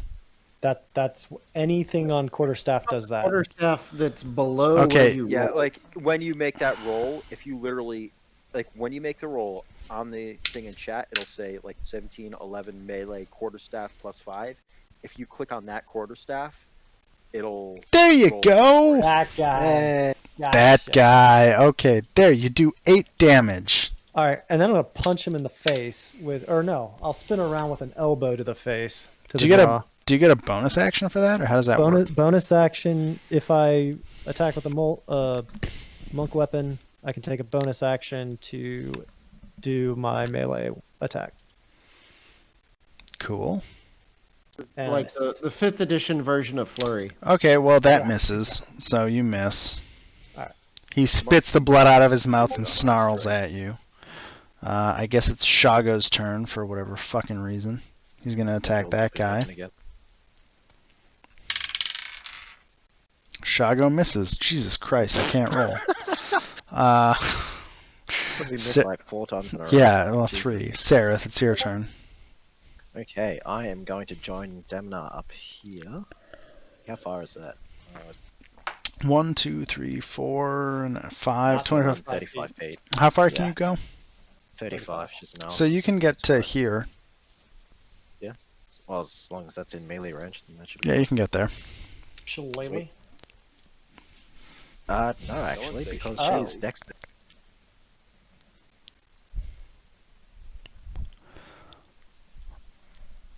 If that hit, I don't know. Oh my god, look at that. That's a perfect, like, that's roll 20 working the way it's supposed to. Yeah, you Yeah, I was fucking, looking for that setting. yeah. So you, fucking slice this guy open, and he is gone. Sweet. I genuinely don't know where that setting is. Like, Yeah, because I was looking through it because I saw it being I said know that it's a you had- setting. I don't know. Where I'm it using it in D&D Beyond. That's how I did it. Just clicking You're on using stuff there. that, It's got a okay. better UI. There you go. Yeah, it does look like it has a better. Do you get bonus actions, Laokin? Actually, is Damina still wounded? I mean, I've He's got some 8 hit of 10. points Down. Sorry, how many hit points are you down? 2. I'm sorry. Oh, hang on. Oh, actually, no, because I don't know if I use my bonus action as move. Does that count? I can't. No, you have a move, you have an attack, and then you have a bonus action. Because if he's still wounded, then I'll cast Healing Word on him. So Is Healing Word an action or a bonus action? It's a bonus action. Really? Yes. It's just Yeah. it's the weaker version of the other heal that Fuck, I'll get do this it, one. man. So 5E's in too terms easy. of, Fuck this shit. all In right. terms of fixing Yeah, the it's a advantages, bonus action and you can do it at range. It's really Well, Yeah, nice. actually, it's- it says it's- touch actually, but Well, you can touch him. So are you gonna touch him? Yeah. Roll your fucking D whatever. touching good. I There did. you go. You got Daminar, you are full. fucking fat and sassy. Gale, your turn. Wait. Sebastian, it's your turn. Okay. I'm gonna move over that much. 5 foot swinging at this guy. step. Swing at that guy. You hit him. And you. Oof. He's on a knee. This guy's Oh, they- not doing good. Did they errata Healing Word? Because it says 60-foot range in the book. I mean, it doesn't You're really. right, actually. I'm It just doesn't retarded. really matter. I was looking at Goodberry.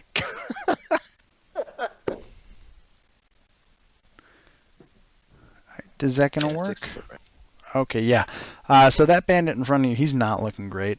Do you have any other special abilities, Sebastian? That's my turn.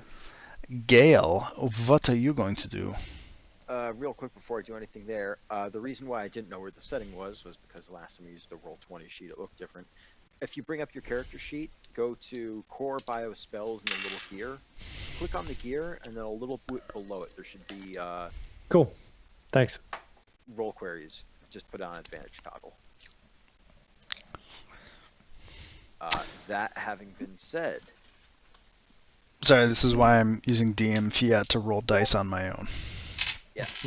So the dude who just came across, he's gonna get what the other guy had, and we are going to shoot at him. For Yeah, hit him. 18 to hit, and kablam. Damn, he's not looking good either. And then bonus reload again. And we're just gonna nonchalantly swing around onto the stairs. Okay, Arm, it is your turn. Ooh, yes. Alrighty. If you want to hit the duder in front of you, roll with advantage because you're raging. Which is, if you didn't disable that, I think that's just click a regular roll. I don't even know if I enabled it. How do I? So Just roll your great axe. Just roll your great axe. Yeah. Works for me. Because you get advantage, so it's going to roll 2 of them, and you get the highest. So 15 or 15. Well, guess what? 15 hits. Now, click where it says great axe there. Click that.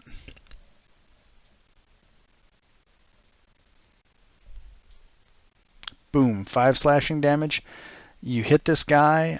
He's looking rough. He's not dead, but he is hanging on by just a thread. It is Shago's turn. He's going to go after the guy directly in front of you. Jesus fucking Christ, that die is retired. Hugh, nice jail. in a beautiful maneuver that you don't even understand, vaults through you, Armorine. With his great axe in his one good arm, he attacks the pirate in front of you. He hits him and fucking murks him. It's just like one shot, one kill. And he just goes. That's the entirety of his response. Dwarf. Yeah, and so now it is Farul's turn to try and hit the dwarf in front of him. Farul hits. Wow, shockingly, he kills him. Okay. I love how the dice change what you think is going to happen. It is the pirate's turn. Let's see here. This pirate on the southernmost is going to step up and attack Daminar. Does a 9 hit? No. Okay. The guy in front of Sebastian is going to attack, I guess, Sebastian again because he can barely think. Yeah, I clobbered him good. Does a 14 hit? Nope. Okay. The guy on the gangplank is going to step forward and attack Hugh. And he misses because apparently my dice of rolling are the worst dice that exist. What's going to happen next? This bandit is going to run below decks and disappear because he doesn't have a sword. And the bandit captain is starting to look frustrated by this whole state of affairs. Daminar, it is your turn. Alright, I'm going to kick this guy in the knee while I plant my staff in a plank or whatever, so his head goes forward and into the butt of my staff. 2 attacks, whatever. Okay. Just being fun, right? As I make the first attack, and let's see. The first attack hits. It whacks him pretty good. So, okay, your knee chop hits. Oh, miss. Your second quarterstaff follow-up. Unfortunately, you chopped his knee too hard, and you whiff over his head. Yeah. Oh, look, Shago's going to try and do something. Shago misses, because, of course, these D20s are fucking gone next session. Because I haven't done a goddamn thing with them. So Shago's fantastic. Sareth, it's your turn.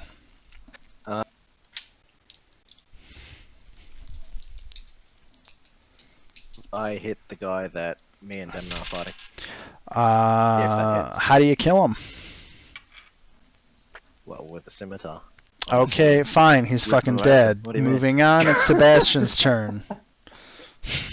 Alright. Try and finish up the guy before. Holy cow. How do you kill this guy? Which one are you attacking? The one in front of you or the one above you? Doesn't matter, it's dead. Okay, well, how do you kill him? That I hit before, like it's like I cleave him from shoulder to hip. There was one of him. Now there's two of them. And one of those two is between the boats in the water. Okay, Here come the sharks. Gale, it is your turn.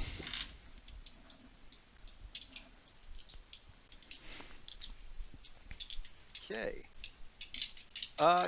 Can Gale see the pirate captain from here? He can see him, yeah. It's I'm gonna go ahead and say that he has half cover, so you have disadvantage on the shot. Well, it's within range anyway, so that's Yeah, fine. there's rigging and other bullshit in the way.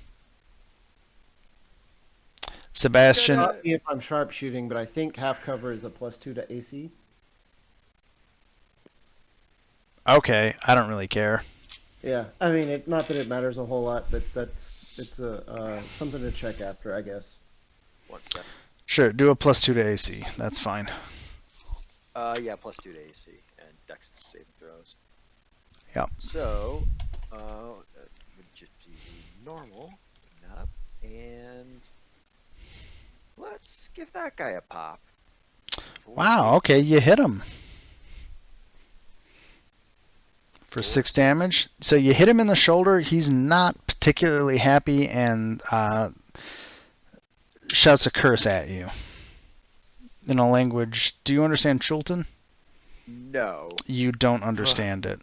Nonetheless, Gale's gonna get a bit of a hat flip, reload, and get ready for another one. You know, as you hit him, it doesn't seem to have hurt him anywhere near as much as it hurt some of these mooks that you're killing. Armorine, it is your turn. Excellent. I would like to finish the douchebag in front of me. You also, as you hit him, you see the captain, after he shouts at you, starts spinning the wheel that he is behind. And there's some loud noises. Okay, Armorine, make an attack roll on the bandit. You have advantage. Which way is he spinning it? 'Cause that's important. That is very important. Make a perception check. All of us are just If anybody actually wants to, make a perception check. I'm gonna roll 5s. What was it, 20? Oh, got a 20. And Sib too, shit, okay. Okay. Daminar and Arm, you notice that a wheel is moved by the captain of the other ship. Sareth and Sabir, you notice that he is spinning the wheel away from the ship so he is steering his ship away from yours. Huh. Retreating, little bitch. The ship's still grappled together. They have gangplanks. Yeah, it's gonna fall off though. In that case, would that be like just after he got shot? It'd be after he got shot, yeah. Yeah. So, could I just move up to the top rigging, or not rigging, but deck here? I mean, if it's within your movement range, you can go wherever you want. Alright. D&D, unlike Pathfinder, doesn't give a fuck about when you take your movement. Well, 5e. Yeah, 5th edition. Correction. 5th edition, you can take all of your movement or some of your movement or whatever. You can just do whatever the fuck. It's 5e. You can do whatever the fuck you want. I've used that movement hard. Okay, so Arm, go ahead and attack that bandit if you want to do that. Do I have to cross the gangplank if I go the other way? Well, the You bandits in the way can't go. anyways. You can't go through the bandit in front of you. You either have to attack or yeet. Yeet. No the answer to that. I want to yeet his ass. Give me another athletics check if you want to yeet his ass. Oh god. Oh boy. Okay, you fail. What? Oh god, my dog just Roll farted the one, too. man. Oh god, I didn't even see. You fail at eating him because Wait, what the fuck? Okay, no, wait. He had advantage because he's. Wait, let me rephrase this. Did you stop raging? I shouldn't have. I should still Okay, have time. then you fucking did it. Because the 20 wins. Because you were raging, so you get advantage. So your 20 wins. Because rage lasts for a full minute. It's a unless minute, I'm and this is the attacking. second Yeah. round of your rage. So you pick this guy up. What do you do with him? I throw him across the gangplank at the other guy. Okay, let's roll a number here. That fell off the desk. Okay, you. Okay, so you hit the other guy successfully. You do. Oh, Jesus. You do a little bit of damage to both. Like, they both smash into each other's swords showing, and it's not pretty, and they bounce off each other. So that's not great. Let's see. Would they be prone? Would they be Like, prone? You know, you just, yeah. Okay, let me do a couple of rolls here. They both make their saves to land not completely fucked up. So they're both like... It's clumsy, but they land. So it is their turn. The gap between the ships is starting to widen. So Hugh here is going to throw an axe at one of them. He grabs one of his little hatchets and throws it at one of them. Oh, unfortunately, he misses. That's sad. Farul starts in a very overly excited way celebrating what is going on. And then the two bandits, they both back off because they realize the ship is starting to turn away, and the combat pretty much ends. What is going to happen is the captain of the other ship realizes that this is not going very well. He has spun away. The lines that have grappled to your ship snap because obviously a grappling hook can't contend against the weight of a full ship, and the two ships separate, and that guy, the pirates kind of veer off, and you guys have successfully fended off a pirate attack of your ships. Whoa. How far apart are they? Yeah, because I thought we could get over there pretty easily. I got a maximum range of Okay. 500. Well, That's a lot of ammunition. okay. I want a new ship.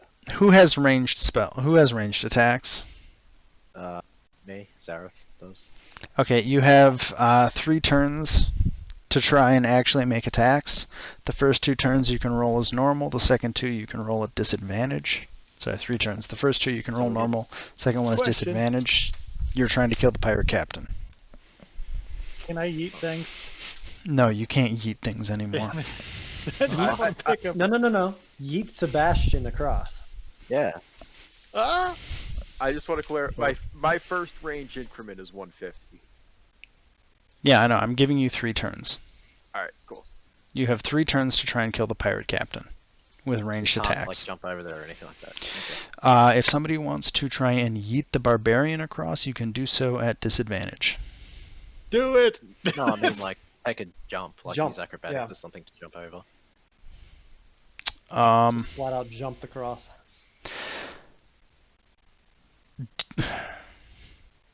Sure. Make an acrobatics check. Alrighty. Sorry, I'll be back at my I'm computer in going just a with- second. Going with you. Anybody who wants to jump across can do it at... I'm going to go ahead and say you're doing it at disadvantage. Oh, Yeah. well, shoot. I can't see my computer, so don't worry. I'm going to come back in a minute. Yep. And once I come back, I will make you actually roll.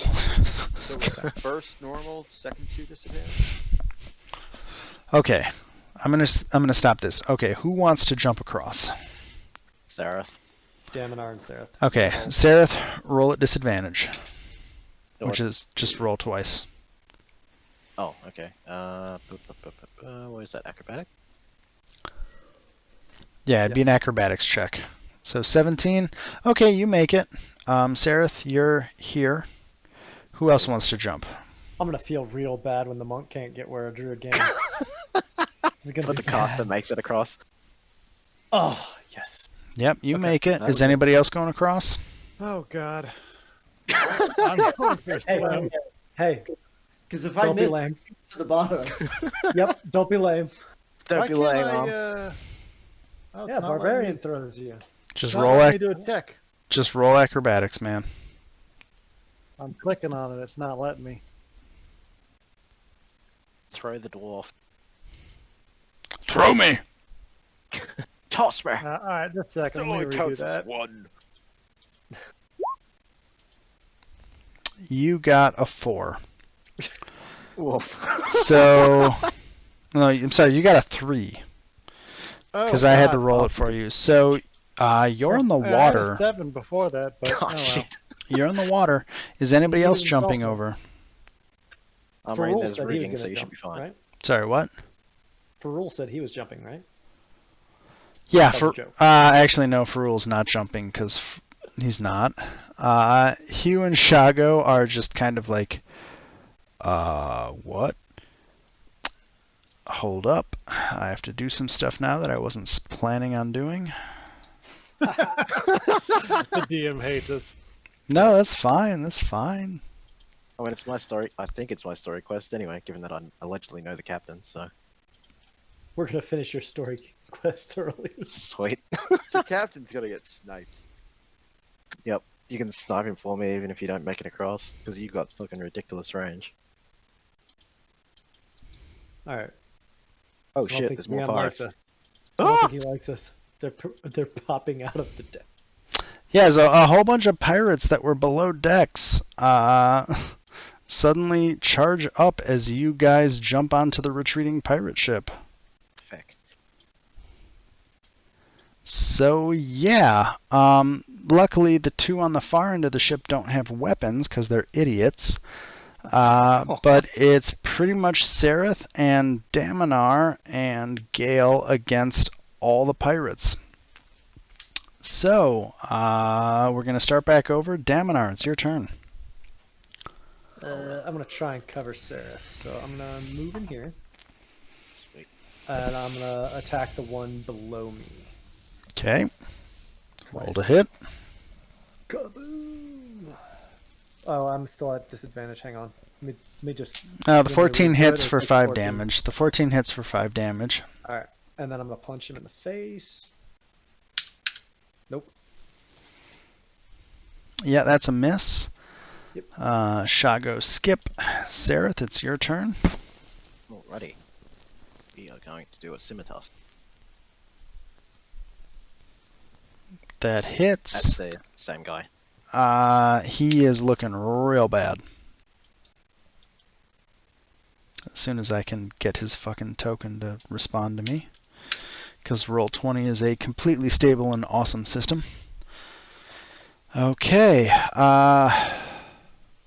Gale. Yeah, we're gonna aim for that captain again. Okay, you have disadvantage again. Disadvantage or just a -2? Or not -2. I'm sorry, -2. Yeah, you have a -2. It's going to be disadvantage after this turn. Alrighty.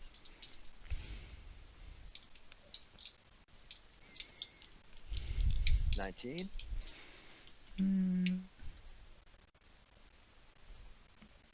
For 13. Yeah, you hit him for Jesus. 13 damage. Okay. Let me figure that out.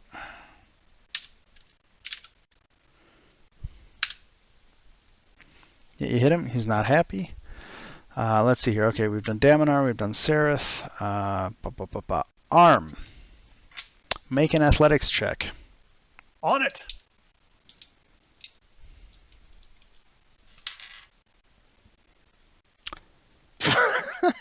Oh, Jesus Christ.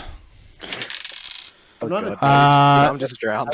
You add 1 level of exhaustion. You are now at disadvantage to roll from now on. He is Little John in Yeah.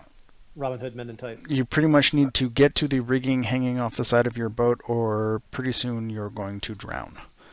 Awesome. Okay, the southernmost bandit is going to take a 5-foot step and attack Nerith. What's your AC, Nerith? Sareth? 17.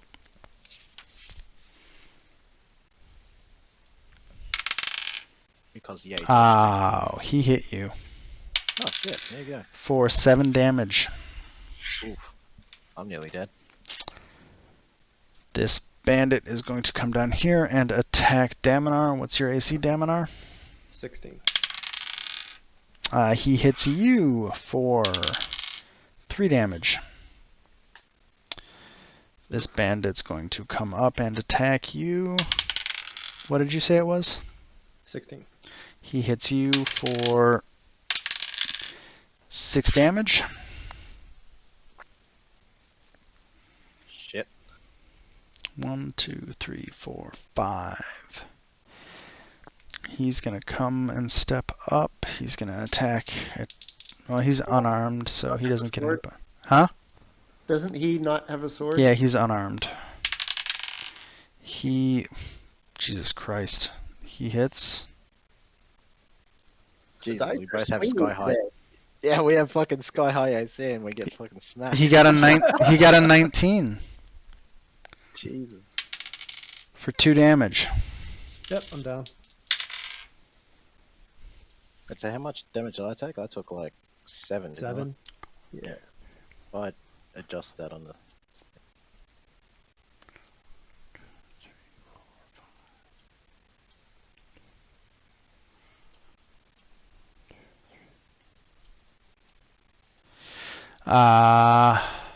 Okay, so Daminar, you're unconscious. The captain shouts out pretty much, "How tough do you fuckers think you are now?" in common, and kind of cackles at everybody still on the other ship as he is pulling away. Does anybody do anything? I would like to swim. Yeah, to not die. Okay, so Daminar, make a Constitution save. Isn't it just a D10? Or sorry, D20, 10 or better? Yeah, Death saving throw? yeah, death saving throw. Well, you get a con save. It saves. I got an 8. I rolled the 18, but yeah. Okay, Shago does shit. Constitution check, not a Constitution save. Constitution what? Well, he rolled a 20, so I'm going to say he passes. I rolled an 18. I rolled the Sure. Constitution save, which I have a +2 on. I'm going to say that's high enough. Sorry, my Pathfinder instincts take over here. I did not expect anybody to be dying today. Because I didn't think you fuckers were going to jump on the pirate ship. I didn't think there was more people on it. Fucking hell. It's a pirate ship. They have a crew of like 20. Don't We're they killed just a bunch. attack with everybody? I mean, yeah. Yeah, that's kind of silly because like you'd need someone to sail the damn ship, but You got to be able to escape. yeah, sure. Anyway, okay, so Sareth, it's your turn. What do you do?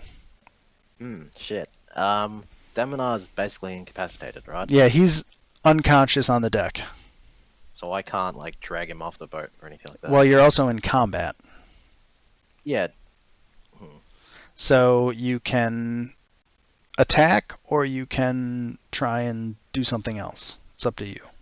I mean, I could bail, but then Daminar's fucking dead, so. So, full round disengage action gives you your full move, and you don't take attacks of opportunity.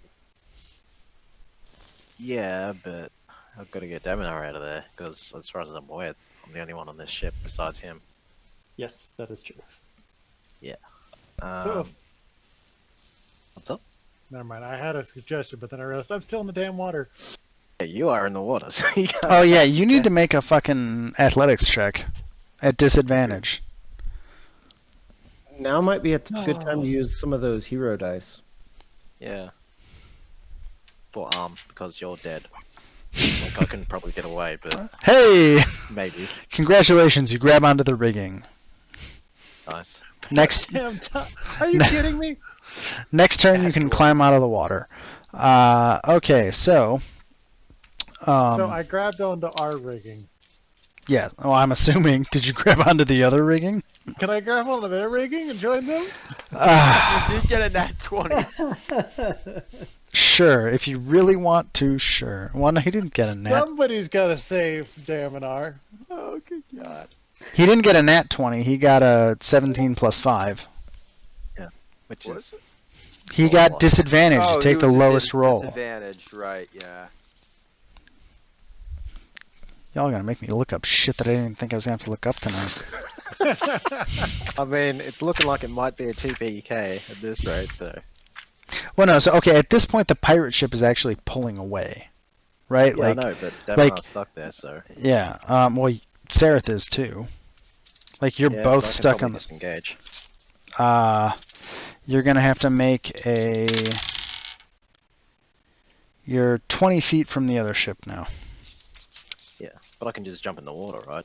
Because, like, if they're running away, then we have all the time in the world to pick up someone who's in the water. Totally Sure. drown. Well, yeah, but, like... Okay, I wasn't expecting to do this, but I'm gonna fucking Deus Ex Machina a little bit here right now. Uh-oh. I thought this was gonna happen later, but I have to find it because I'm not ready for it. Sorry, guys. You're right. I know what I'm looking for, but I have to figure it Yeah. out. Drive Disengage chains on the pirate action. ship break. Disengage action, your movement just doesn't provoke opportunity attacks, but Yeah. it does take your attack action. Yeah. Here, that's let fine, me then. just drop this here. Hmm. What are you doing? There you go. What's that? Reference of everything Oh, you can do yep. with movements, actions, bonus actions, reactions, conditions, environmental effects, and all the king's horses. Improvise any stunt not on this list. Cool. Oh, that's right. There's no fucking index. Okay, whatever. All of a sudden, as you guys are all figuring shit out, the water about 50 feet in front of both boats, kind of in between the two of them, starts churning hideously. Can I get perception checks from everybody? Oh yeah. No, Yeah. I refuse. Okay. I mean, you can choose to refuse, but that's your choice.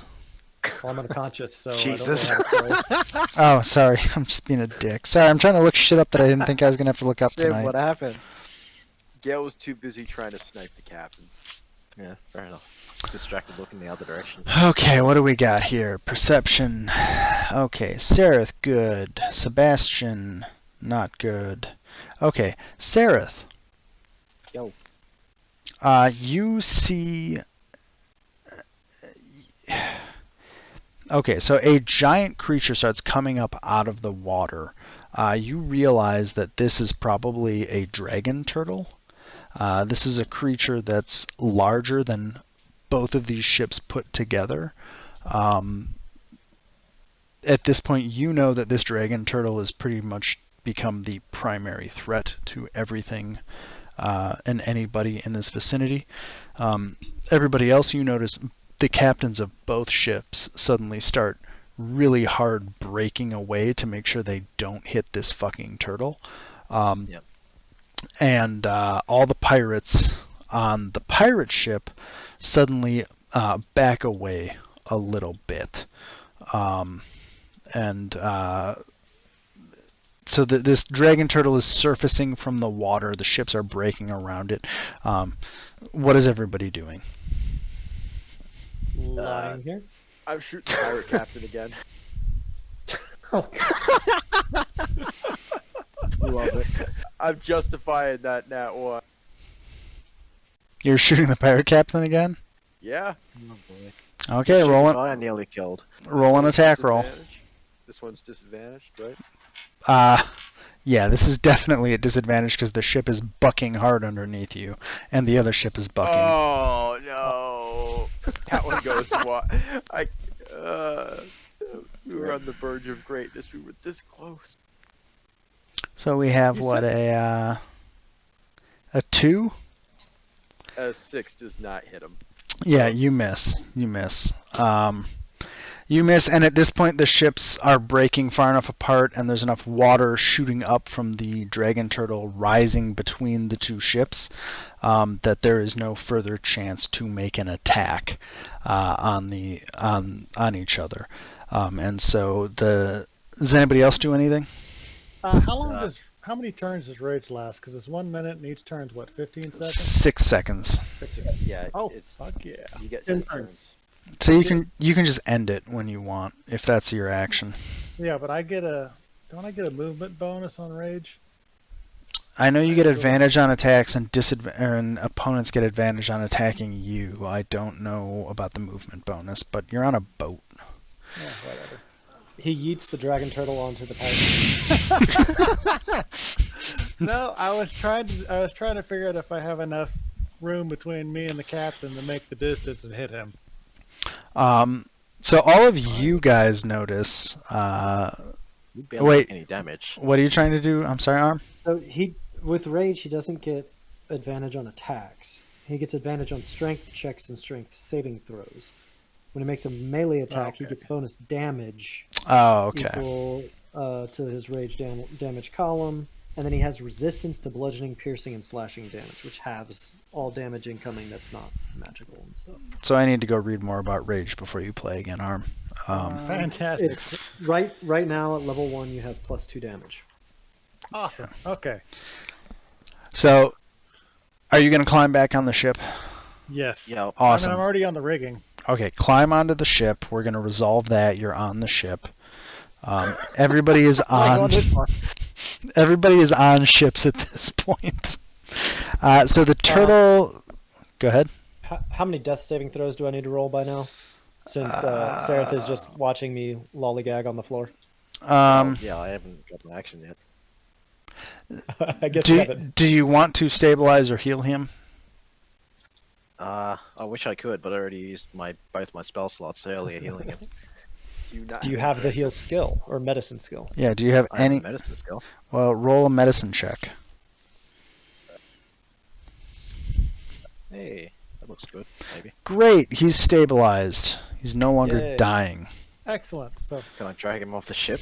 No, you guys are now about 100 feet apart. okay. The two but ships. off the pirate ship. I'll take being in the water than being Can't- surrounded by Can pirates. we jump on the turtle shell?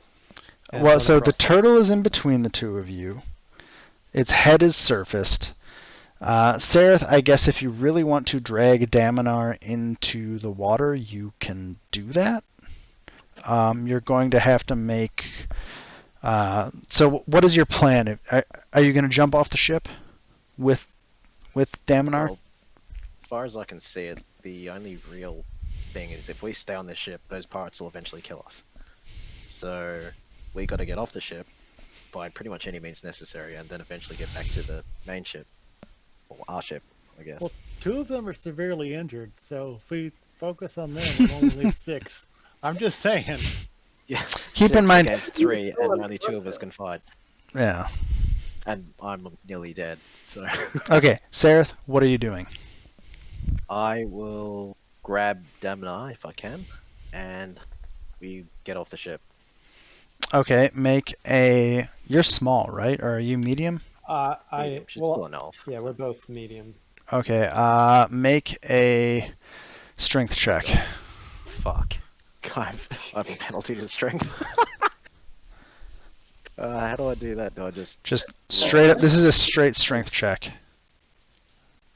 Oh, shit, Okay, then, yeah. you Give me the succeed. penalty. You drag him semi-conscious. You grab him, drag him to the edge of the boat, and kind of flop off the edge of the boat.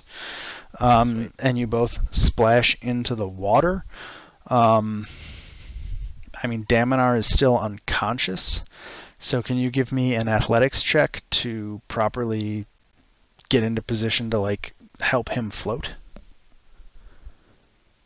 Yay, maybe. Okay, great. So you are in the most awkward position ever, where you are keeping his head above water and keeping yourself above water in between the pirate ship, the ship you were on, and the dragon turtle. It's fine, no problem. And it's 12:45, so I think we're going to end it there for the night. Oh, Put me in the ocean.